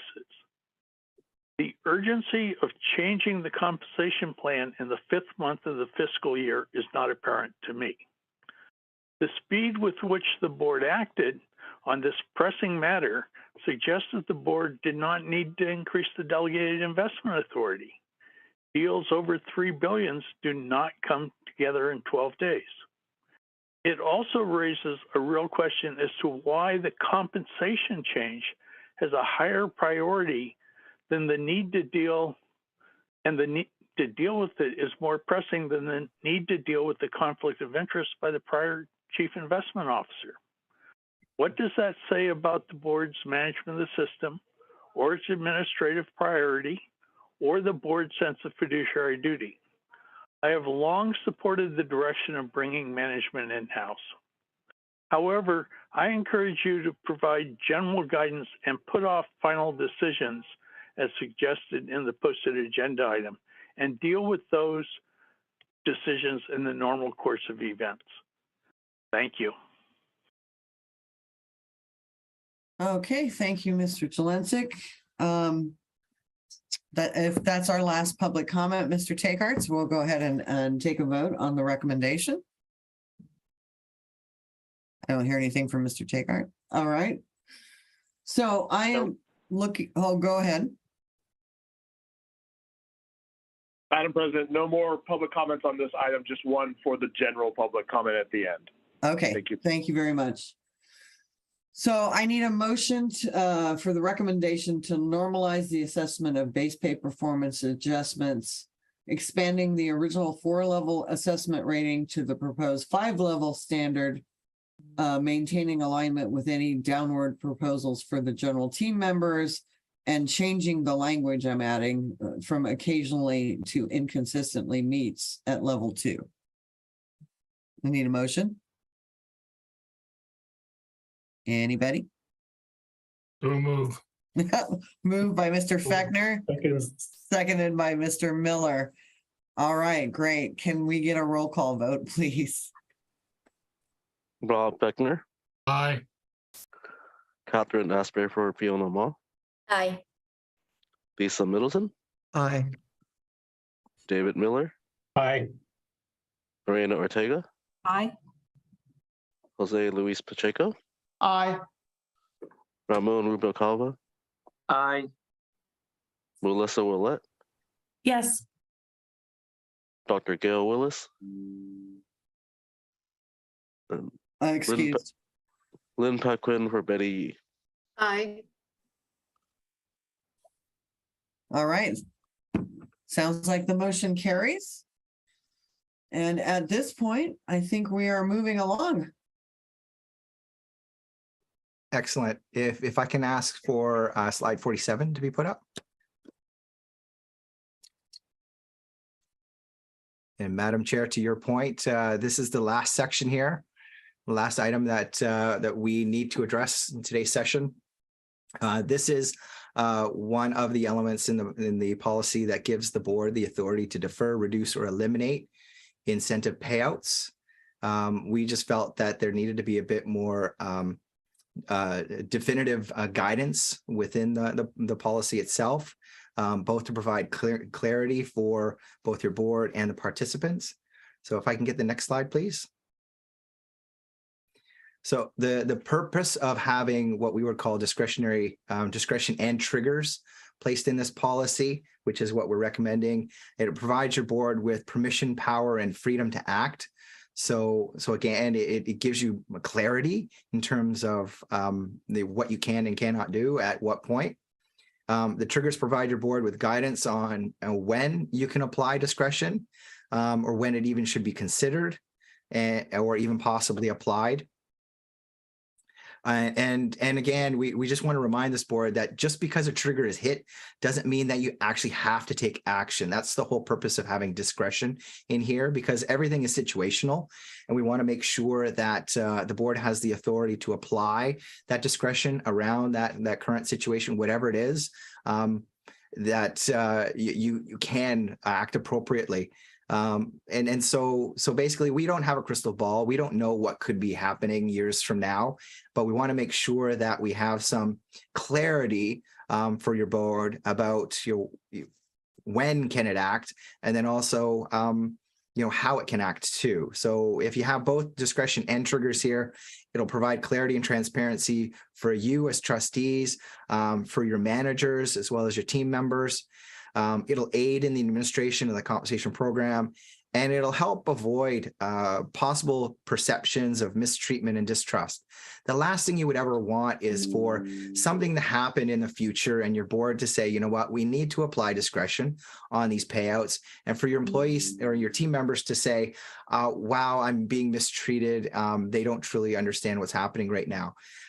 You want to have complete transparency within the policy so that you can say, we're working within the confines of this policy. Good governance dictates that you have good policy and process parameters put in place that you as a board can follow, but also that your employees can better understand and have transparency in terms of what can they expect in potential situations, and when does the board have the ability to step in and to make appropriate changes. The next slide, please. When talking about the use of discretion and triggers with all of the board members, generally the board members, you all understand the purpose of clarifying when discretion could or should be applied, but there was the question around this prescriptive direction, whether or not it mandates that you have to take action, and the short answer is no. That's what discretion would imply. Board members were concerned that the board needs to be comfortable with how the triggers might be perceived by CalPERS stakeholders in the external community. So again, understanding what events need to take place, what performance levels need to hit before you actually take action and try and address it. And then how do you communicate that around that? Again, there's headline sensitivities around this, but you want to make sure that you can use the policy to help help support you in your best interests. Generally, the board members also appreciated the addition or inclusion of these elements and the clarity that they provide for you as board members, so that it's more prescriptive and you have clarity in terms of when you can act and how you can act. Next slide, please. So when including discretion, typical things that should be considered, compensation policies must be clear on the specific situations or circumstances when their incentives might be eliminated, adjusted, or deferred. And this provides the administrative clarity, and it also enhances the transparent and fair treatment of employees because it's clearly articulated in the policy, and people can totally understand why you got to that situation to begin with. Higher levels of attrition is a common outcome when employee pay is altered and they feel caught off guard. So if something was to happen, hypothetically, and your board was to step in and say, we should, in the best interests of our fund and our members, take action and apply discretion here. The last thing you want is for your employees to feel caught off guard and say, whoa, what just happened? That's when you tend to experience higher attrition levels. You don't want that. What you want is clarity within the policy so that your team members will look at it and say, I get it. This is the outcome. This is what happened. And this is why the board is now taking the action that it is, or at least discussing the possibility of taking action. That is, fair and transparent treatment of your employees. And that's what this will help to provide going forward and help mitigate that attrition risk that could happen with, any potential adjustments discretionary adjustments that you may decide on in the future. The next slide. And this is the last slide in this section.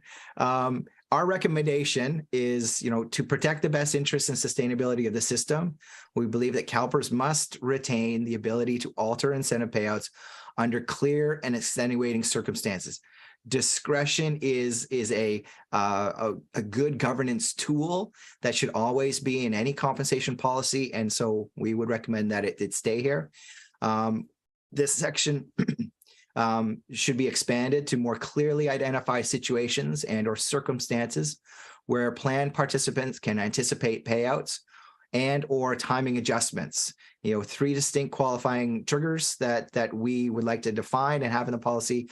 One is on investment performance, either at the total fund level or the asset class level, especially if you were to include asset class elements within the incentive plan design. Policy violations. So if people were to obtain the performance levels that you put before them, but they've done it in a way that violates your investment policy or the code of conduct, you would say no. That is a negative way of actually achieving these results, and therefore, we need to step in. Or if there's some sort of reputational risk associated with it, where your board feels that it needs to take actions to mitigate any reputational risk that could result from the results going out that employees did X, Y, or Z. But again, we want to make sure that there's clarity on these 3 key triggers so that your board knows when it's justifiable for them to come in and have that discussion around whether or not discretion should be applied. We believe that discretion can be applied when the board identifies a triggering event, and it should include an outline of actions that can be taken upon any trigger. So again, it's very prescriptive.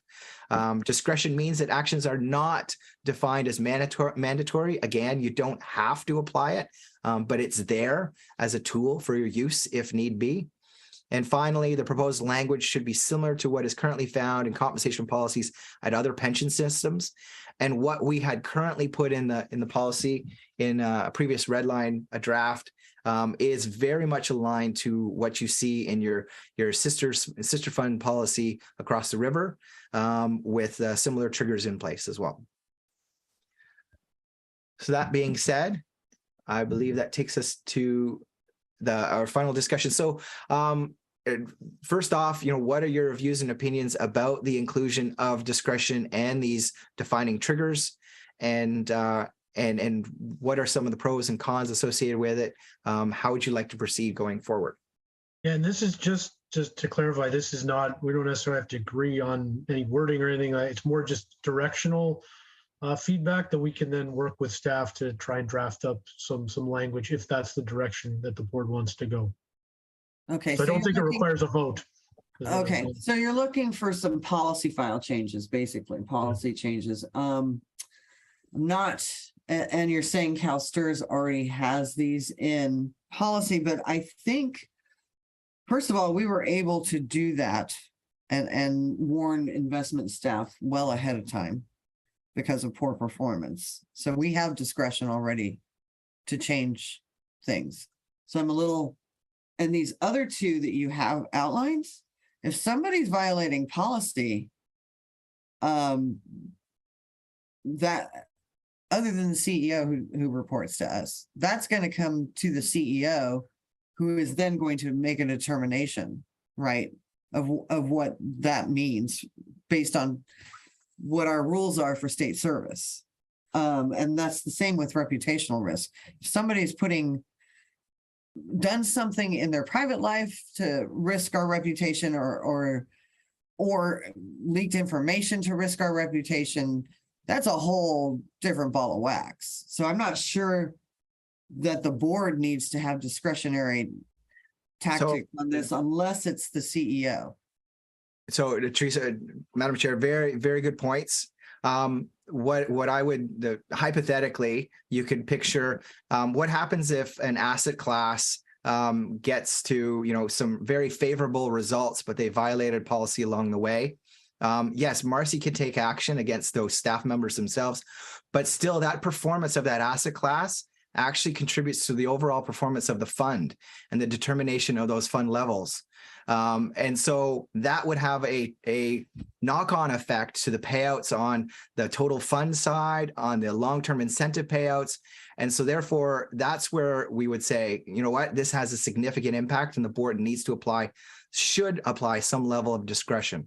You're right, minor or not minor, but any policy violation from any individuals should be left to Marcy and her team. But if it has a more of a material impact that goes beyond just that individual or that team, I think that's where the board should consider stepping in and applying some level of discretion. So Brad, I'm a little confused because you're saying that along the way, the whole team basically did some sort of policy file violation, but got great returns because of it.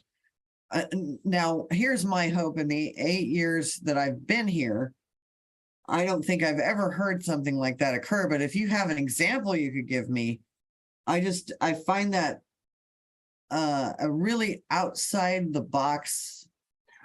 True. And I think it's fantastic that you haven't experienced that. But my argument would be, do you only buy insurance for your house after you've had a fire? But I'm not saying we still have discretion, right? So I don't know that outlining these things here for discretion, the board has discretion. That is the board's job. True. So I'm confused about why we would need to do this. So if you were to look at the policy as it stands today, it will indicate that you do have discretion, but it's very vague on when it's applied.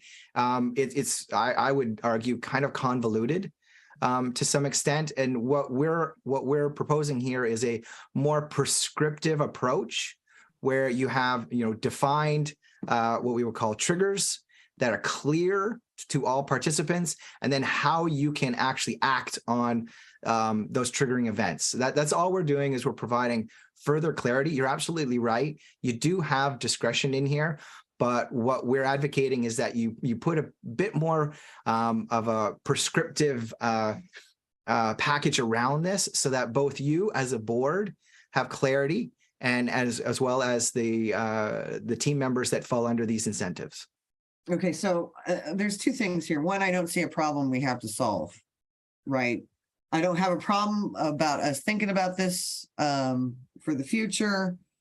Maybe, and I'm not the only one that probably wants to talk, so I should probably shut up here. But then my secondary thing is, if we're going to have discretion for this, shouldn't we have positive discretion as well? That is prescriptive. I mean, you're putting something in a policy, and me as an employee would look at that and go, well, boy, that's real negative, but there's nothing to say that I'm out, outside of being so good, and I got highlighted on CNBC, and nobody's giving me extra money for that, right? So. Madam Chair, you're absolutely right. But and maybe if it's the board's direction, we can absolutely add that in terms of positive discretion. But I would say that the pending risk is around discretion applied negatively towards incentive payouts, because that's where you run the risk of attrition levels. No one will argue with your board. No one will leave if you decide to pay them more. So I think the risk lies in negative pressures that could have some sort of impact on your attrition rates or on your retention rates. And so that's what we're doing. We're trying to, safeguard you against that. But if it's the board's, view that we should have, positive discretion in there outlined, absolutely, we can easily add that in there as well. Taylor, just to go ahead, Michelle. Pardon me. Sorry. Right. There is language now that the CEO can either positively or negatively adjust. So there is that language now. What's not there is the detailed criteria of specifically like when that would be automatically applied. But Ms. Frost, our CEO, does have that authority and can exercise that every year. Okay. And again, I'm going to reiterate, and I hope somebody else besides me talks. I'm not seeing anybody's hands raised yet. But the investment total funds or asset class miss, right? And we're talking about a bad year.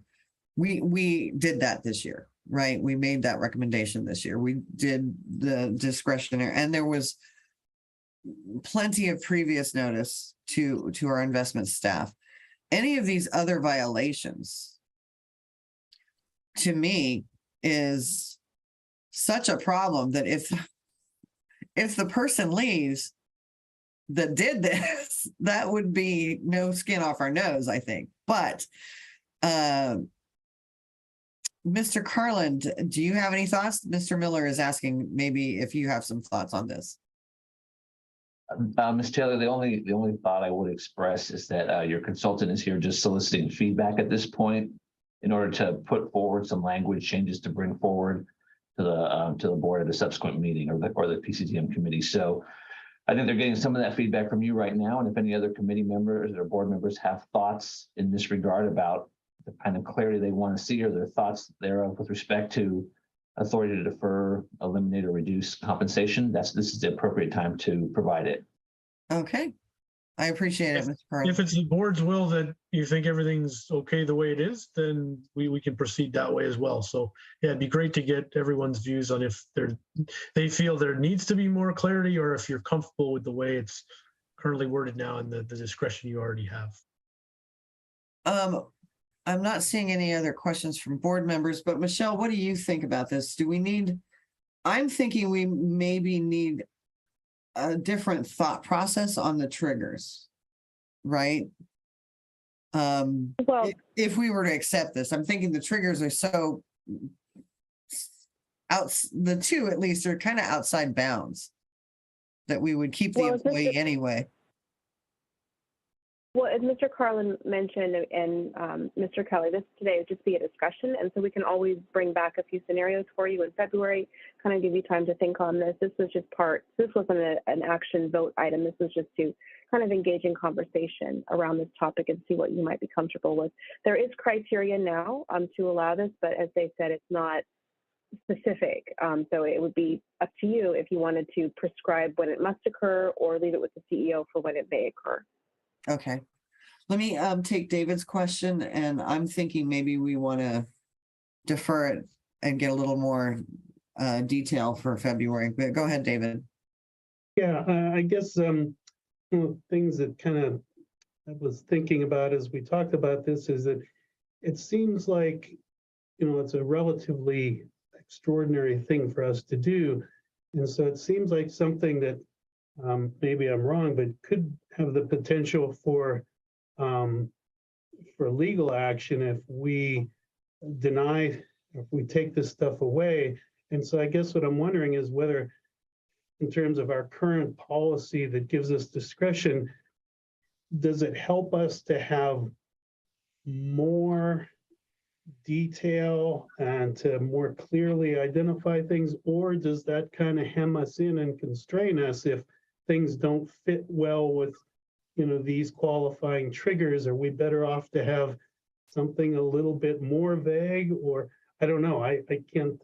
The possibilities seem almost endless, so I don't want to jump into too many hypotheticals, but that's kind of why I was kind of nodding to see if Mr. Carlin had any thoughts on, because our legal office would be the one trying to defend our decisions if we applied this discretion with or without more additional language. Mr. Miller, Barbara Carlin from the CalPERS legal office. I would just say I think it's a great point. I would just add that having more clarity does have the unfortunate side effect of limiting you in some respects, but it does create a more defensible framework as well when action needs to be taken that fits squarely within those parameters. So I think there can be some benefit. And my suggestion would be, if your consultant is interested in bringing the language back, that it's probably worth the board's attention at least to take a look at that and consider it at that time. Great, thanks. That's very helpful. Thank you, Mr. Carlin. I appreciate it. Ms. Middleton and then Mr. Pacheco. All right, thank you. I'm not sure what the reason is that we need to proceed on this. What it seems to me we are doing is limiting our discretion, and I'll defer to Mr. Carlin, but opening up new avenues for legal complaints when we find that we need to use our discretion to change the rules or to change the system. So I would like to see us revisit whether or not we need to get into specific identifying qualifying triggers, or leave very broad discretion to the board and to the CEO. Thank you, Ms. Middleton. Mr. Pacheco? Thank you, Madam Chair. I appreciate this. Appreciate this discussion. Brad, this is very, very enlightening. Just want to ask, you had mentioned earlier in the conversation, I believe, that our sister a pension fund across the river, CalPERS, also has some sort of language that addresses these triggers and so forth. How did they land where they landed? And are they, I just wanted to get your understanding there, because I think it may help us give us some clarity on this. Thank you. Happy to try and address this. This is policy language that CalPERS has had in place for several years now. They specifically highlight these qualifying triggers. They actually, on an annual basis, will audit and make sure that at least on the investment side, they will highlight if any of the triggers have been hit or not hit, and they actually will share that information with the board, so the board is clear, at least on the investment side, on if the triggers have been hit. I'll admit that the other two areas are a little bit harder to necessarily quantify, but they have actually highlighted them in their policy. And most recently, this was 2 or 3 years ago, when sort of the outbreak of COVID, the board did have pretty detailed discussion, especially on the reputational risk trigger. And it was in relation to sort of they had hit their returns. They'd hit their returns for that, that three-year fiscal period. But of course, COVID had really shocked the system downward in terms of stock prices that last sort of quarter of the fiscal year. And so it sort of brought up this discussion on, is it a trigger that we're, creating a reputational risk by paying out, even though we've had this big drop in the short run.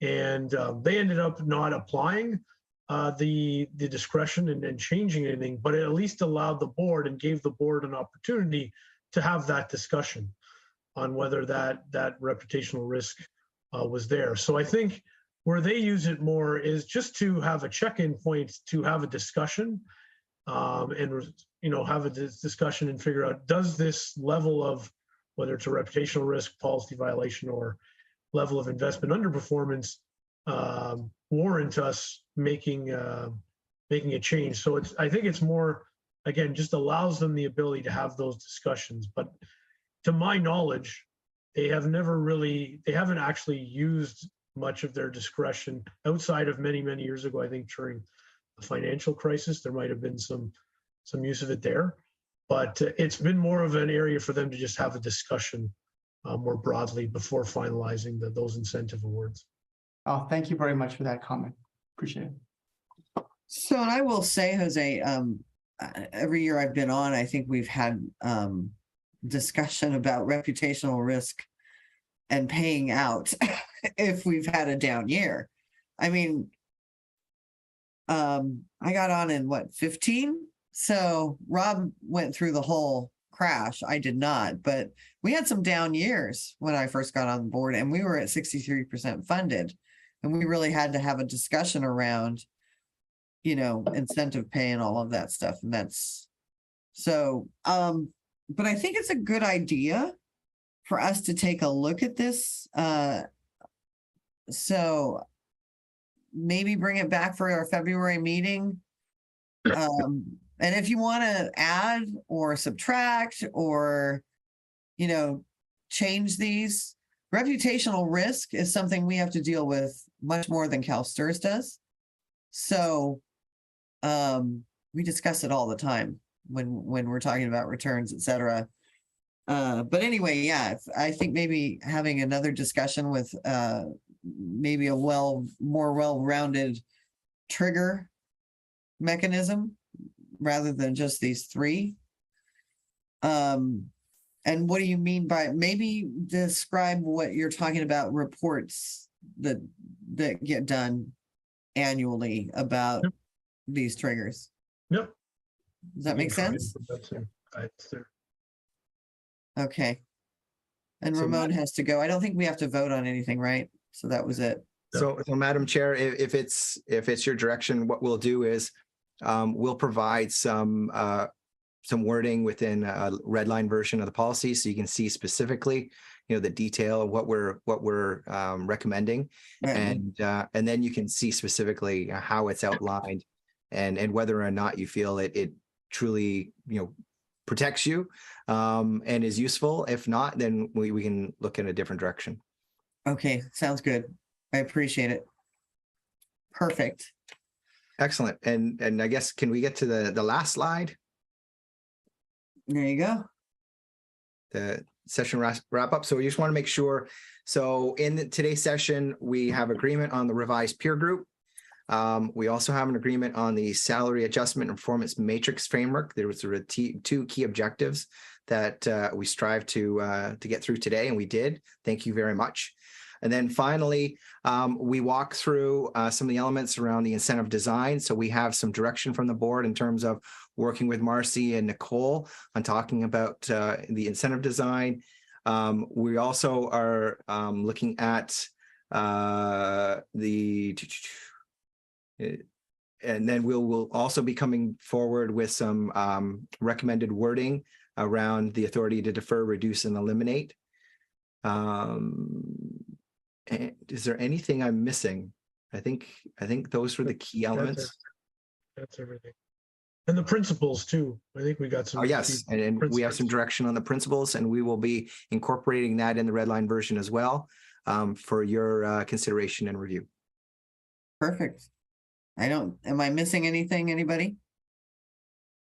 Okay. I appreciate it. We do, Ms. Tucker, anything in closing? I just have a few notes. President Taylor, just a few things. In addition, I have that we are going to bring forward the special item in January for the adjustment for the 4 positions that are currently at max, and then also that we are going to look to expand our sharing kind of marketing of the LTIP opportunities with the year-end appraisals for team members. That's all I have, so thank you very much today. I was talking and I was muted. Yay me. Sounds good. That's what I remember also. And we do have one public comment, Mr. Takarts.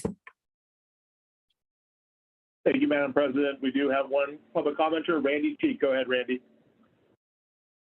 Hi, this is Randy Cheek with the Retired Public Employees Association. I just wanted to respond to something that was said some time ago about retirees being opposed to bringing in more in-house work to the CalPERS.